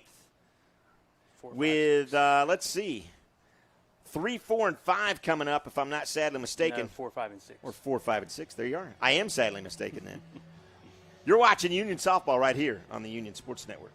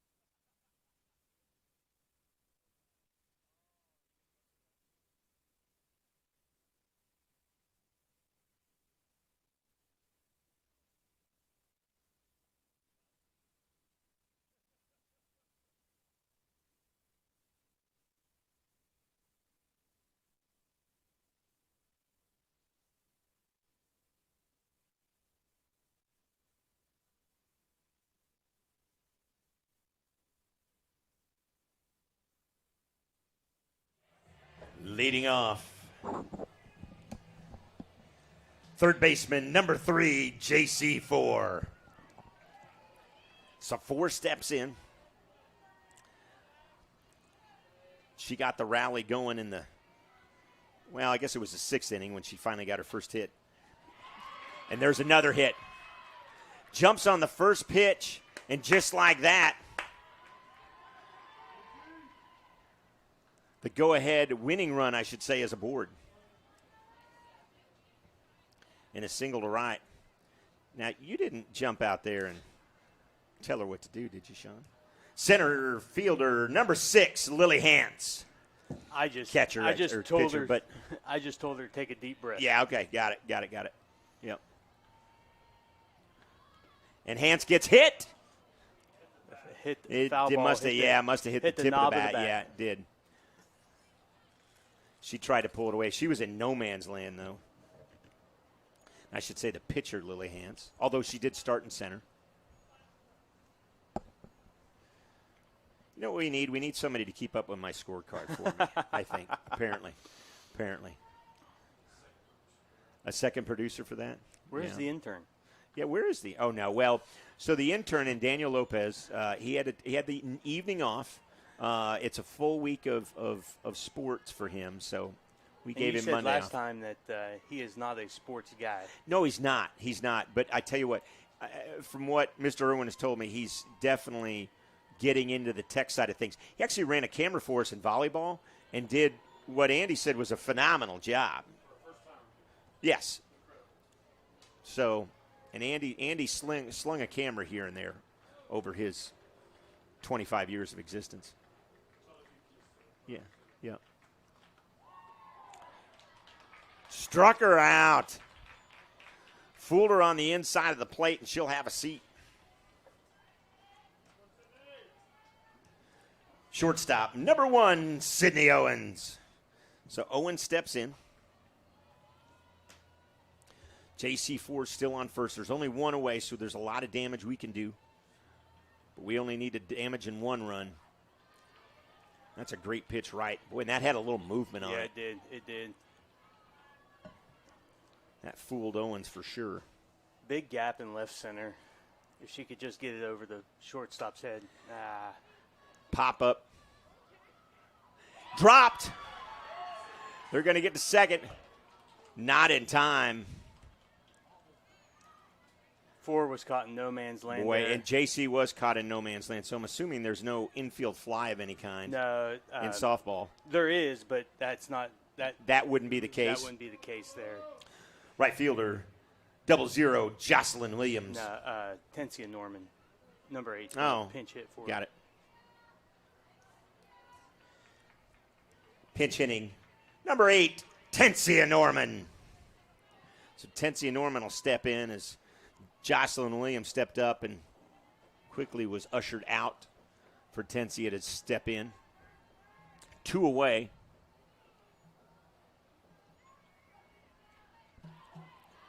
First pitch strike. And Linares has not slowed down. She has thrown some. She's pitched very, very well for the Timberwolves. She has.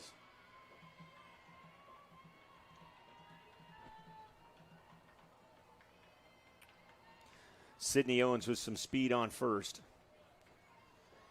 And again, big gap, like you said, in left center. Outside, throw down to first, gets away. Not far enough for Sydney to advance, though. And the Timberwolves and Unions battling hard. It's been a really, really good game. It's been fun to call. You guys are having as much fun at home watching this as we are calling it. Popped. Just out of play. Coming up on 7:30 Central Standard Time here in Tulsa, Oklahoma. He's Sean Four. I'm Jim Douthit, along with producer-director Andy Irwin. We appreciate you guys joining us here on the Union Sports Network. We're in extra innings, bottom of the 8th. Knotted at 4.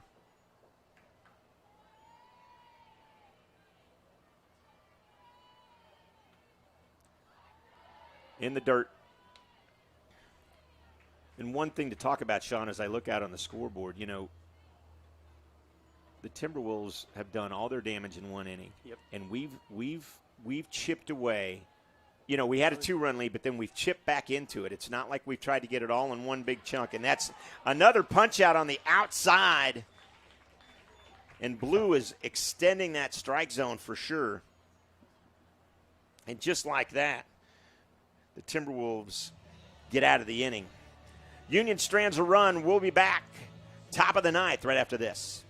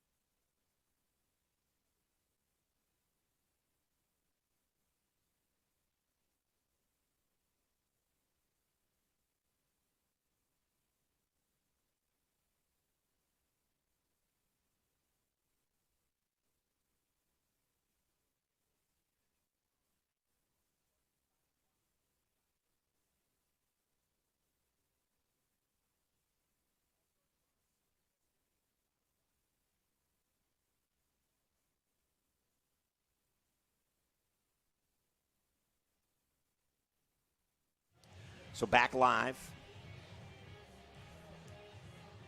Designated player, number 17, Maddie Cheatwood. So Cheatwood steps in. We're in the top of the 9th inning here. Hans goes to her card. Nothing's changed defensively for Coach Pease and his group. Just a bit high.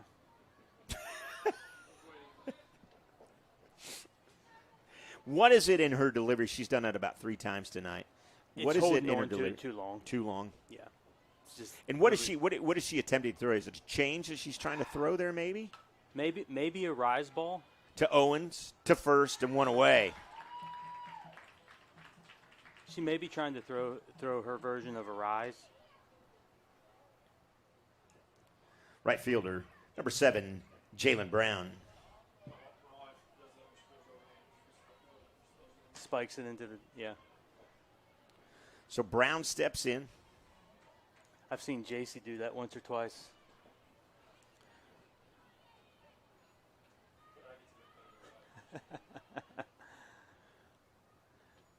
So just so you know, Leanne Taylor, although as great as she is on the air, cannot throw a baseball. That's what I'm learning from Andy Irwin behind me. Softball, baseball, whatever, anything round apparently. Swing and a miss, strike 2. Good pitch. And Hans is ahead 0-2.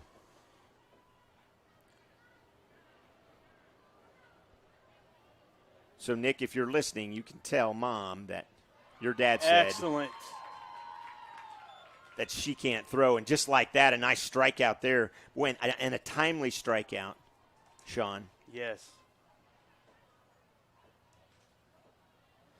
Second baseman, Tyler Liggins. So Liggins will step in here, top of the 9th. I'm going to run out of score sheet if we're not careful. Liggins steps in, grounder to Megara. She eats it up, and we're out of the inning. Boy, and a nice 1-2-3 inning there for sure.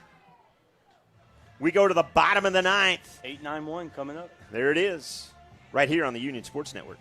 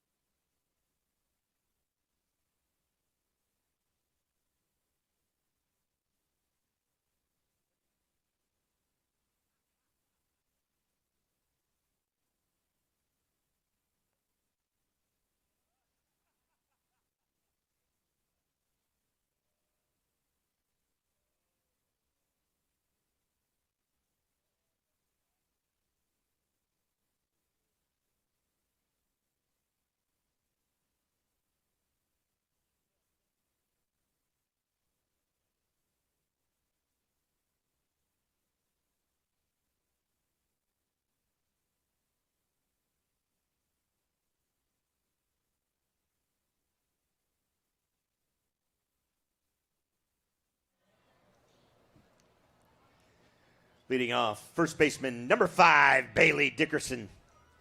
So Dickerson steps in. Now Dickerson has to bat here because she was pinch hit for the last time she was up. And then she came back. Right. So if Coach Pease would have pitch hit for her again, she'd have been out of the game.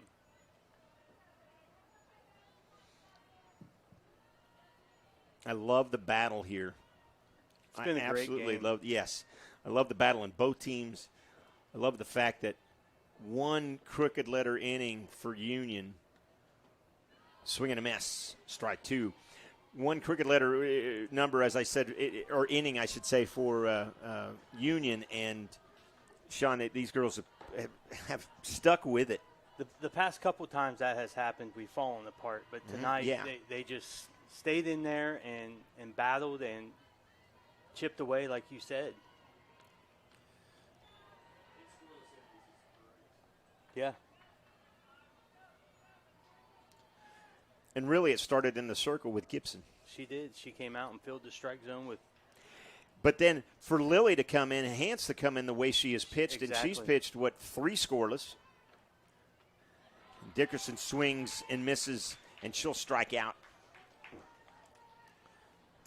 And the strikeouts have started to come on a little bit more for Linares. They have. Here you go, Hernandez. Designated player number 17, Ashlyn Hernandez. All she needs to do is get on base. Got the top of the order coming up. I think that's the third or fourth batter the pitcher started off with that changeup. That changeup. Boy, that's nasty. Yes. Yeah. Linares has got a nasty change.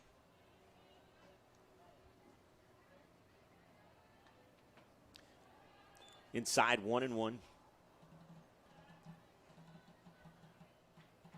You know, this is one of the first times I've really got to see this stadium with all the lights on as the sun's setting. It's just as pretty at night, maybe even prettier. High, 2-1. Same pitch as the first one, just a little bit higher.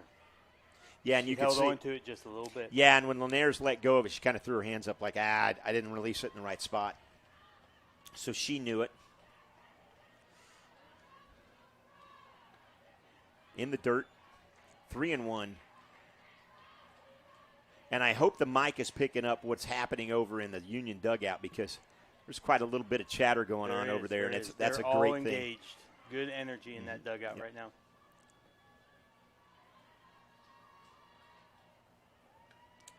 Swung on, fouled away, nice. Good rip. Yep.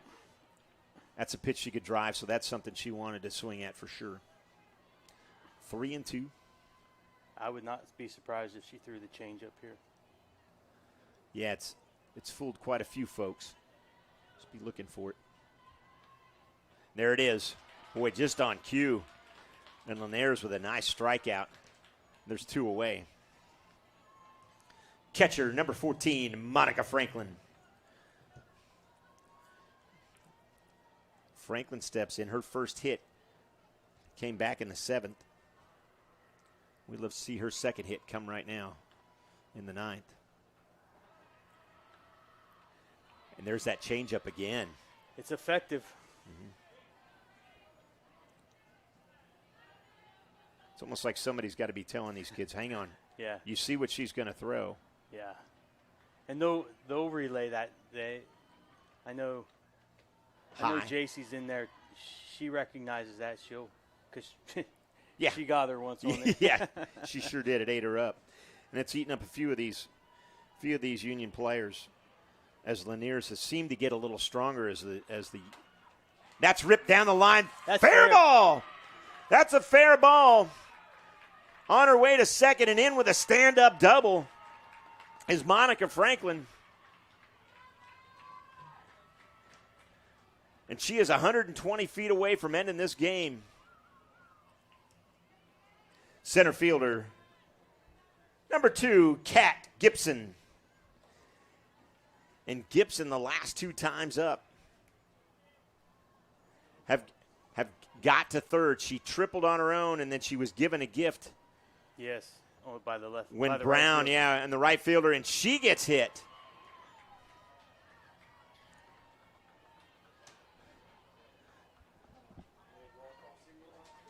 Yep. Second baseman, number 15, Alex Magara.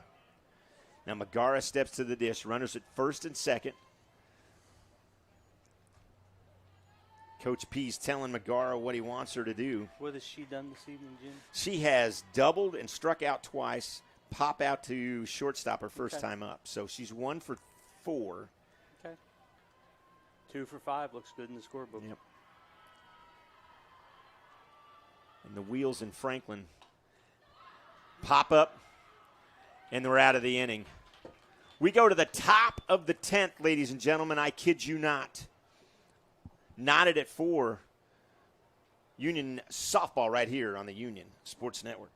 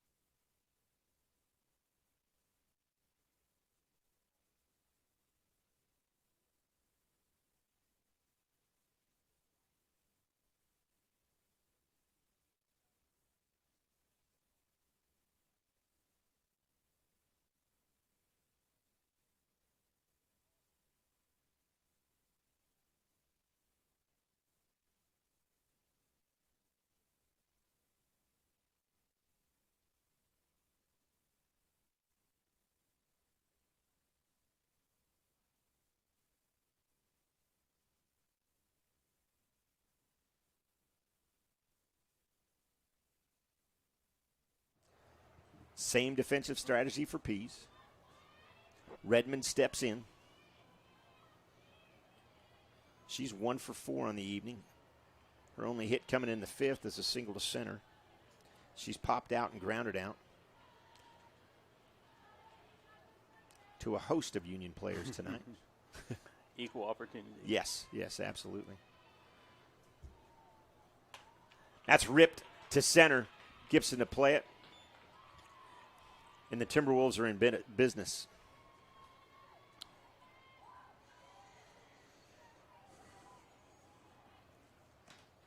Expect the bunt here. Move the runner into scoring position with nobody out. Third baseman, Caitlin Webb. So Webb checks in. High and outside. Well, she didn't square around. No, but she didn't. She didn't, but don't be surprised. Dickerson was down the line like she was going to. She didn't square around there either, so it's interesting to see what the Timberwolves have going on as I take a glance down to the coach at third, and he's just telling his player to just hang in there. 3-0. Not too sure where that pitch was.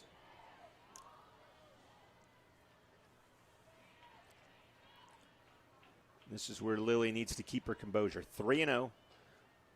Got a green light here. And that should be probably 2 strikes because that didn't look a whole lot different from the pitch before. It didn't. It should be a 2-2 count, but it's not. It's 3-1. 3-1.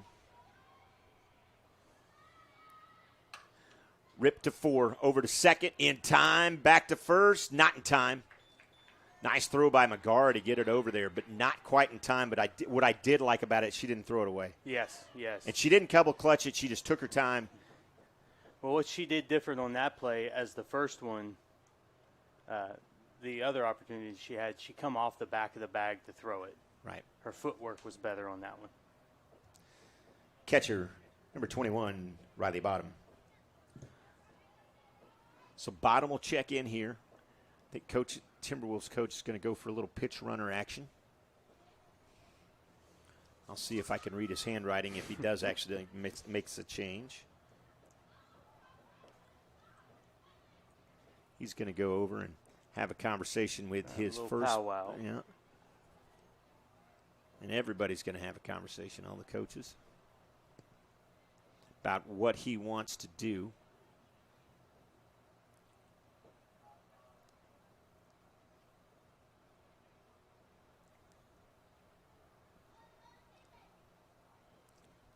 So Riley Bottom will stay in.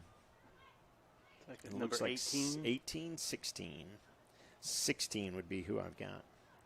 Caroline Carter. Pinch running, number 16, Caroline Carter.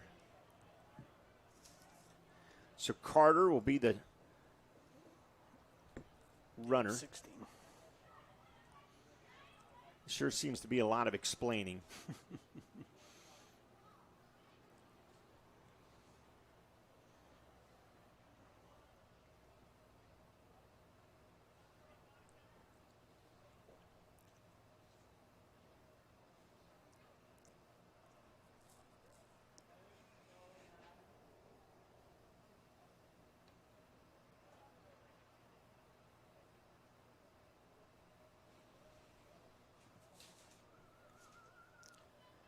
All right, now we're ready. Apparently you are ready. All right, here we go. Hance bunt. Hance over. Nice job there by Dickerson to control that. Sort of handcuffed her a little bit. It did, but, she stayed with it and kind of gobbled it up with her right hand as best she could. So 2 away. First baseman, Trinity Hanska.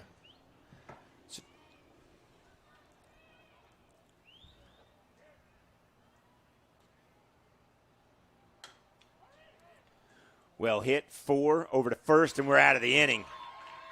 Great defense. Bottom of the 10th coming up. Union and the Timberwolves tied at 4.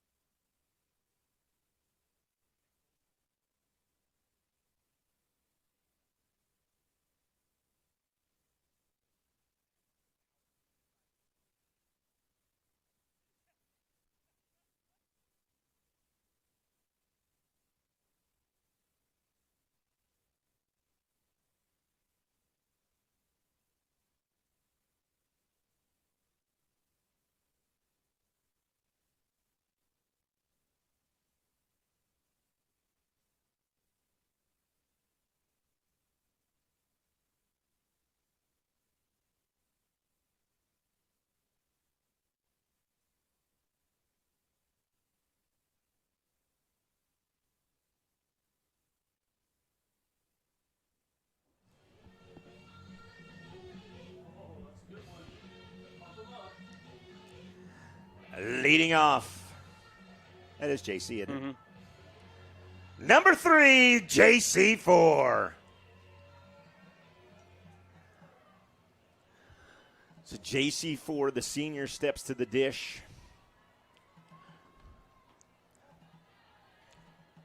Just a little low. Yeah.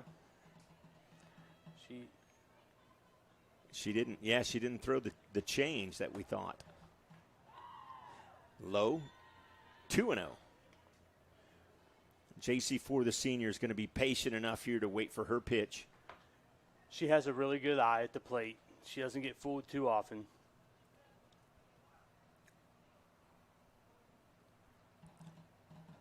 And she's come alive later on in the innings. Single to center and then single to right field in the 6th and the 8th, I believe. Yeah. And we've seen her give that ball a ride, so it'd be interesting to see what she can do.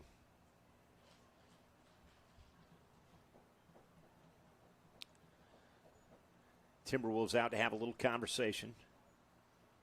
As for the first time in quite a while, I think Laniers is down 2-0. Yeah. Because she's been ahead in the count most of these, definitely these extra innings for sure. Exactly. She's pitched a whale of a game.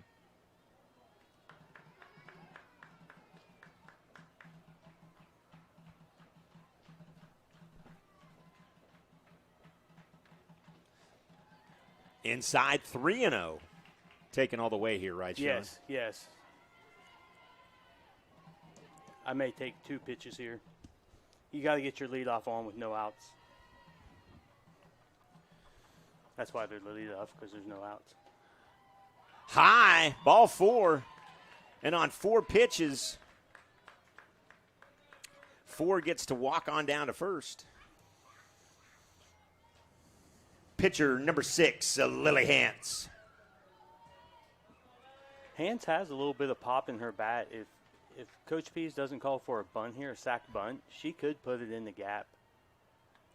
She's going to lay down the bunt, and that's just foul.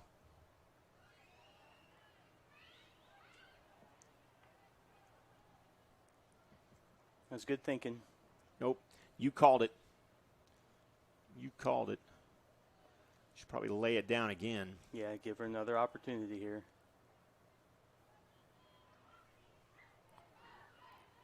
And hopefully they'll throw it away and 4 can score. That'd be awesome. Lay down. Not touched, so it should be a ball. She did pull it back, so it's 1-1. As Hanska and Webb look like they're crashing from the corners.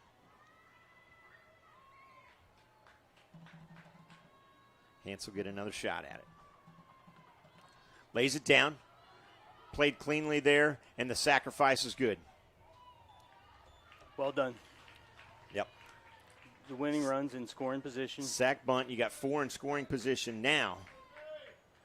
You admitted JC's not fleet of foot. Pease is going to leave her out there, though, apparently. She'll shortstop, number 1, Sydney Owens. Like I said, she's not the fastest runner, but she can run the bases well. And you can make up for a little bit lack of – I don't want to say she's slow, but right. She's not as up. They're going to put her on. They're going to put her on. So an intentional walk, which, golly, I don't know if I've seen that. I know it happens, but to give way to Jocelyn Williams. Right fielder, Jocelyn Williams. So now, Williams steps up. Now, she's 0 for 4 tonight. She's grounded out twice and struck out twice. So she's due. And Laniers is ahead. I would almost try the bunt right there. Try to bunt it down the third base line. Williams in, swung on. Little flare, pop foul. First baseman over to catch it. Nice job there by Hanska to get over there. And there's 2 away. Exactly. First baseman, Bailey Dickerson. So Dickerson steps up. She was hit by a pitch, grounded out to shortstop. popped out to second and struck out. She's 0 for 4. Another one that's due. And that's low, 0-1, or 1-0, excuse me. Yep.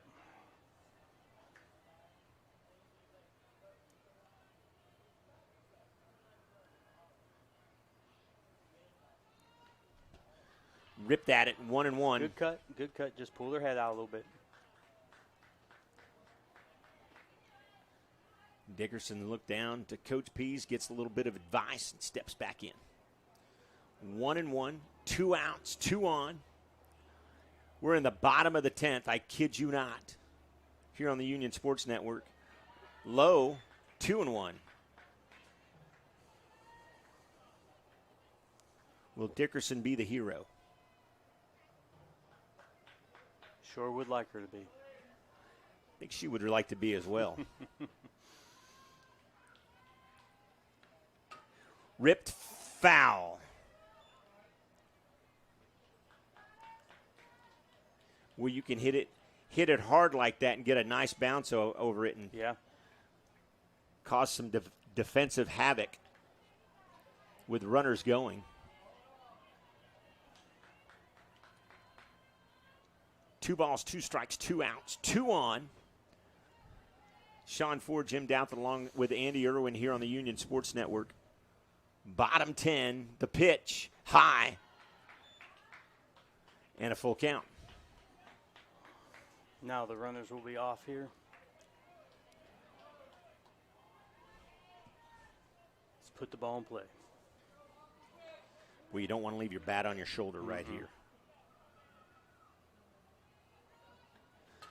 Ripped foul. Nice cut, just a little bit behind it. And the reason I say you don't want to leave the bat on your shoulder here, just because, let's be honest, strike zone's been a little off for both sides this evening. It's been generous at times. Yes. So you want to swing at anything close. The delivery swung on back to the pitcher. Scribblers can't do it. She's going to be out. Out at first, and I'm going to say that's probably a good call. Yeah, it was. Unfortunately. Dickerson hustling down, and 4 was on her horse as well. We'll go to the top of the 11th. Union and Norman North tied at 4.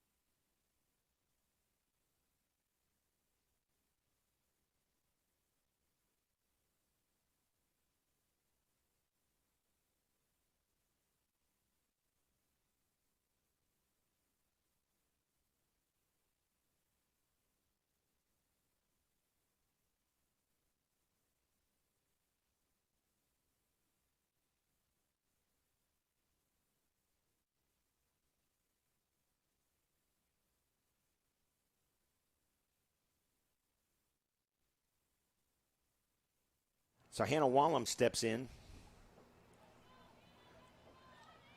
And if I'm mispronouncing the last name, I'm doing my best to read Coach's handwriting. And she'll first pitch back to Hance, and there's 1 away.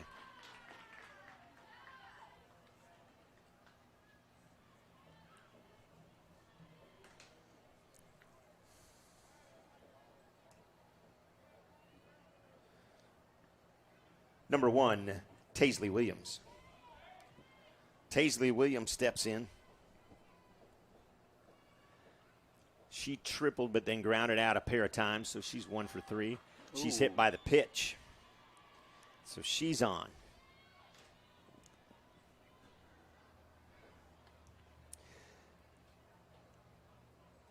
Next up for the Timberwolves, number 17, Maddie Cheatwood. Cheatwood steps in with a runner on first. 1 out. Lays down the bunt. 4 to first in time. Nice hustle there by 4. And there's quickly 2 away. The runner on second is Taisley Williams.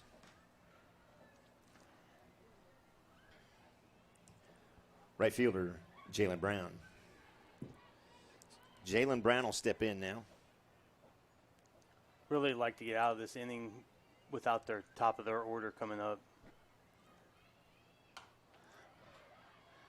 Foul ball. Foul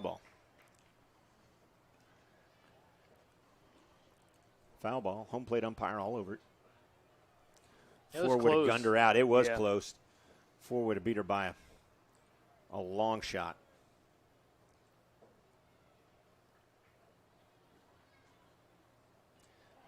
Inside, ball gets away. Franklin will eat it and not throw the ball down, and that's probably a good call by Franklin. Yeah, it got away from her just enough to allow the runner to move up. So, but nobody hurt there. 2 outs in the inning, just strand her at third. And all you got to do, exactly, you get this player at the plate here, and that's all you got to do. Counts 1-1. Strike on the outside corner. And he's been consistent with that pitch on the outside corner right there. And I guess I got to give him credit for that, and I should. So, Blue, I'm going to give you credit for it.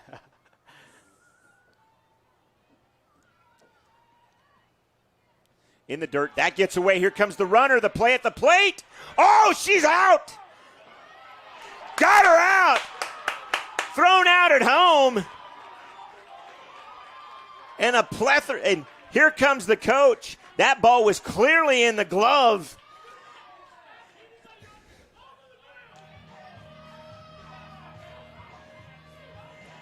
And he's gonna want to appeal to the player or the ump in the field, but there's no way to appeal for it. That play is out. Boy, and he's got to be getting close to getting tossed at this point. He hasn't said the magic word yet. Yeah, but that was clearly in the glove, really. Yes. Let's be honest. From our perspective, that's clearly in the glove. Now, he has talked him in to going down and having a conversation. And if this call's changed, I'm afraid that you and I might just erupt out of this booth. Yeah. The field umpire should have no say in anything because he has no you couldn't see view. It. Yeah, there's no view of it, and I agree with that. So it is entirely up to the home plate umpire, and he called out. They're going to go over. Oh, now they're going to have a conversation with Coach Pease.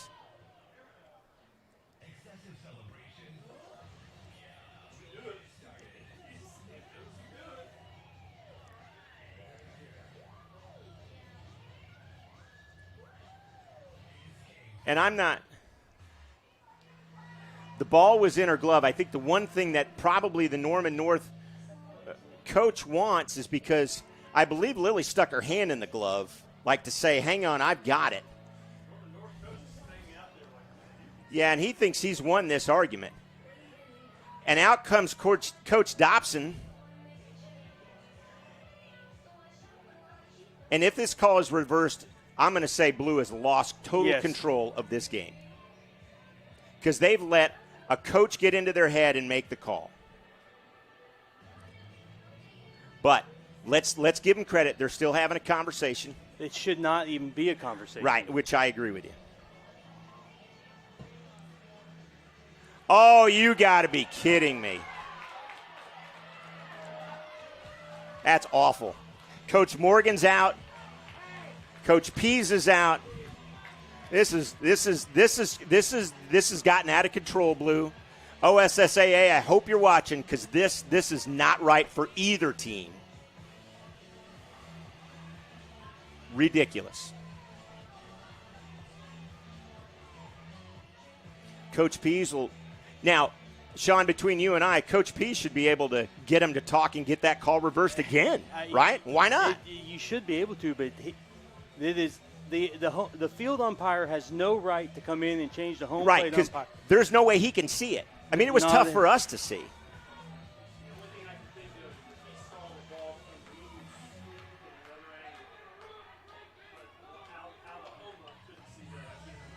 Yeah, and I mean, the home ump's all over the plate. So the run will score 5-4, and Union's got to come back out and try to get another out. So there's 2 away, I believe. Yes, and I got to figure out how to change the scoreboard. That's all right. So we'll take it a second. Give them the opportunity. Hans is going to warm back up.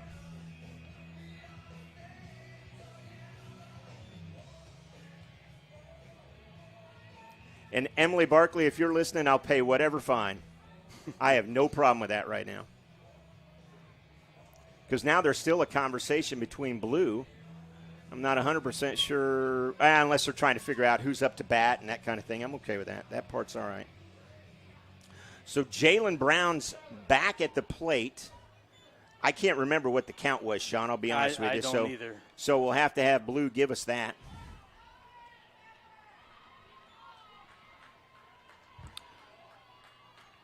5-4. The count is 3-2. It's a full count. That's what he's saying.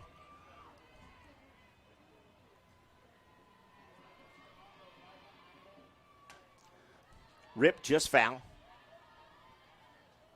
Jalen Brown will stay alive. Well, for the first time in my career, and I'm 52, I've done this off and on for 30 years. That's the first time I've ever seen a coach convince an umpire to change a call. Yeah. I'm sorry, but I don't know what else to say. I don't know what else to say either. But I don't think the home plate ump changed it. I think he went to the field ump, and the field ump said he saw something, and that's what changed the call. Yeah, and so what you may not be able to hear is that Andy Irwin is saying that he believes he went to the field ump, and the field ump told him that he saw something that may have changed that call. Again, if that's the case, it is what it is. But regardless, over to Owens, and we're out of an inning. But it's not before some controversy gets a run across as Norman North is able to convince the umps to change the call at home. It's 5-4. Union up to bat right after this.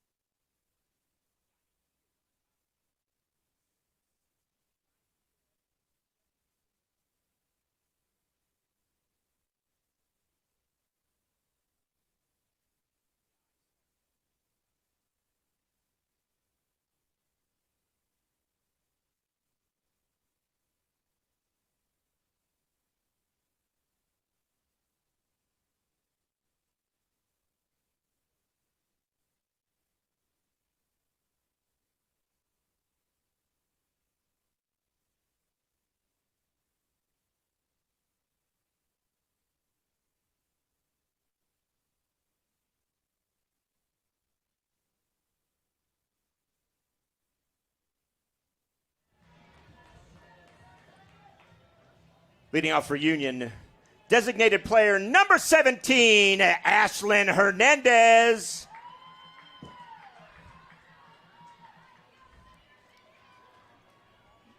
Five, 4, bottom of 11 we go. Ashlyn Hernandez steps in here. Lanier still out pitching a gem for the Norman North team. Now, with all the garbage that's gone on in this game between the adults, let's not take away from what the kids have done. No, they've played this. Both teams have played their hearts out. Outstanding softball. Oh, tonight. It's been great. This has been one of the funnest games. Is that squibbled fair? Long throw to first, not in time. And that's a foul ball.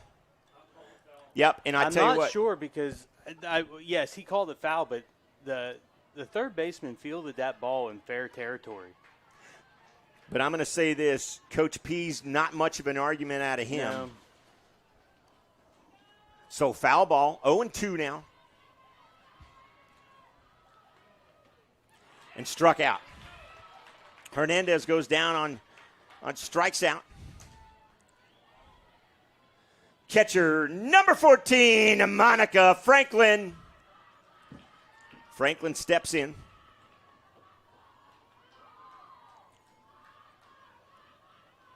Monica can do some damage with her bat and her speed. This game's not over yet, Sean. It's not. We can scratch 2 across here. There's only 1 out in the inning. And top of your order's up. Inside. Let it hit you. Yeah, and that's what I was just getting ready to say. It's natural for us to sit here and say, let it hit you, Monica. Yeah, ouch. Duck. Yeah, no thanks. Of course, it would have been a yard sale if I was up. Helmet would have come off, gloves, shoes. I would have been diving out of the way. Swung on, up the middle. Redmond gobbles it up over to first. Not in time.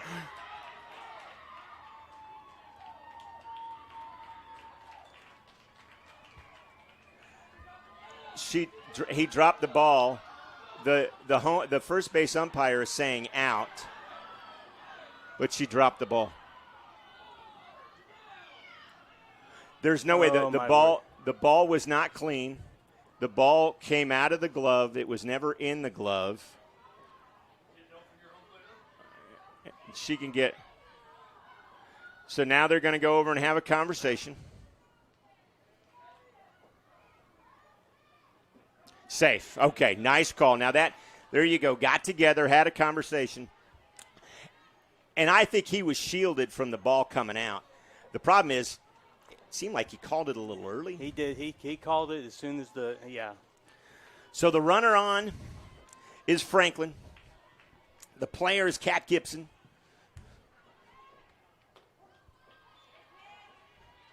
And it's 0-1. Girls just need to take a deep breath, relax. You and I probably need to take a deep breath as well. Yeah. No, I agree with you, Sean. My Fitbit says it's 88 heartbeats per minute, so it's all right. Yeah, that's a great question. Tap to measure, it says. All right. 0-2. 1 away. Franklin on first.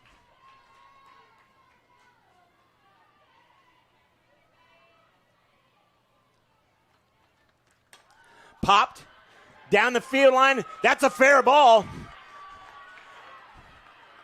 Runner slides in, and we're safe. Runners at second and third. After Kat Gibson comes through with a double. That was a really good piece of hitting right there. She went with the pitch on the outside and just put it down the left field line. Second baseman, number 15, Alex Magara. I'd like to see Magara with a little bit of redemption here. The last 2 times up, she's had the game in her hands, and so just a single, 1 will get you 2 here. Infield's in for sure. They know they're going to try to throw Franklin out if Pease decides to send her. First pitch strike. We notice that Laniers has gotten away from that first pitch changeup, but she's picking her corner still, and she's pitched a gem.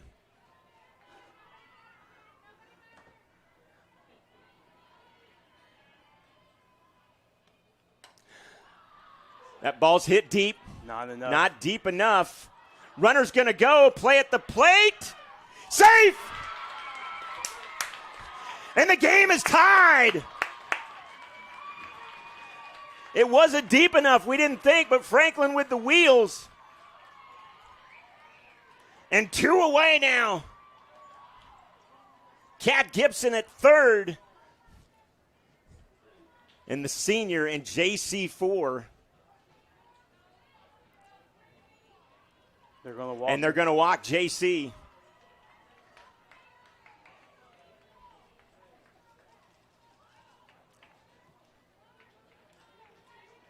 Pitcher number 6, Lily Hance.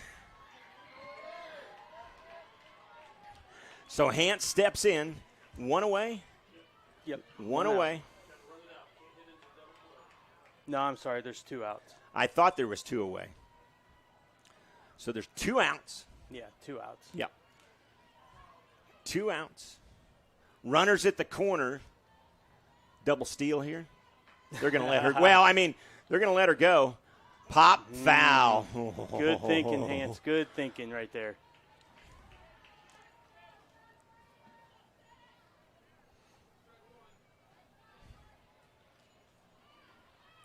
The runner at second is Kat Gibson, your Yeah, she's starting at third. pitcher. Or excuse me, at third. My apologies.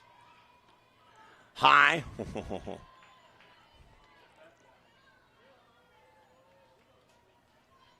I think I got the count wrong. We'll find out here. Is it 1? Yeah, It's 1 1-1. 1-1.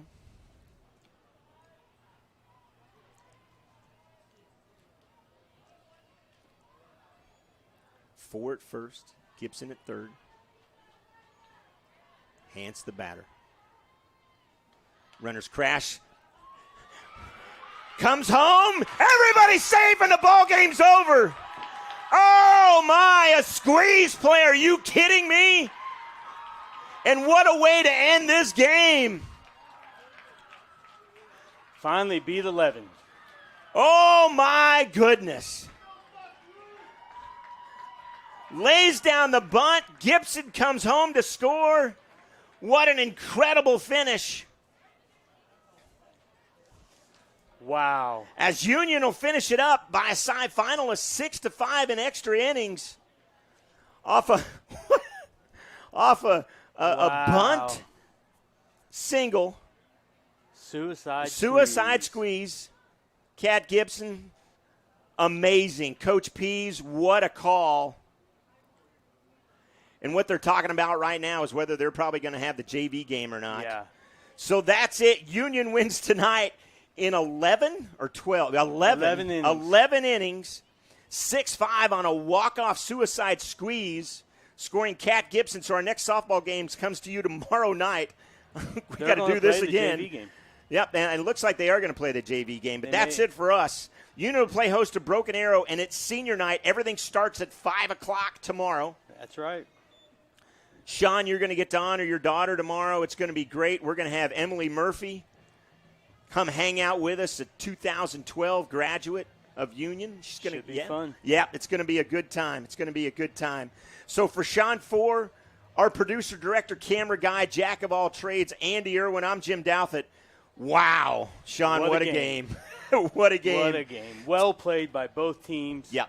Just phenomenal game. Yep. Suicide squeeze scores Kat Gibson. And Union wins tonight 6-5 and 11. We'll see you tomorrow night. Festivities start at 5. Good night, everybody.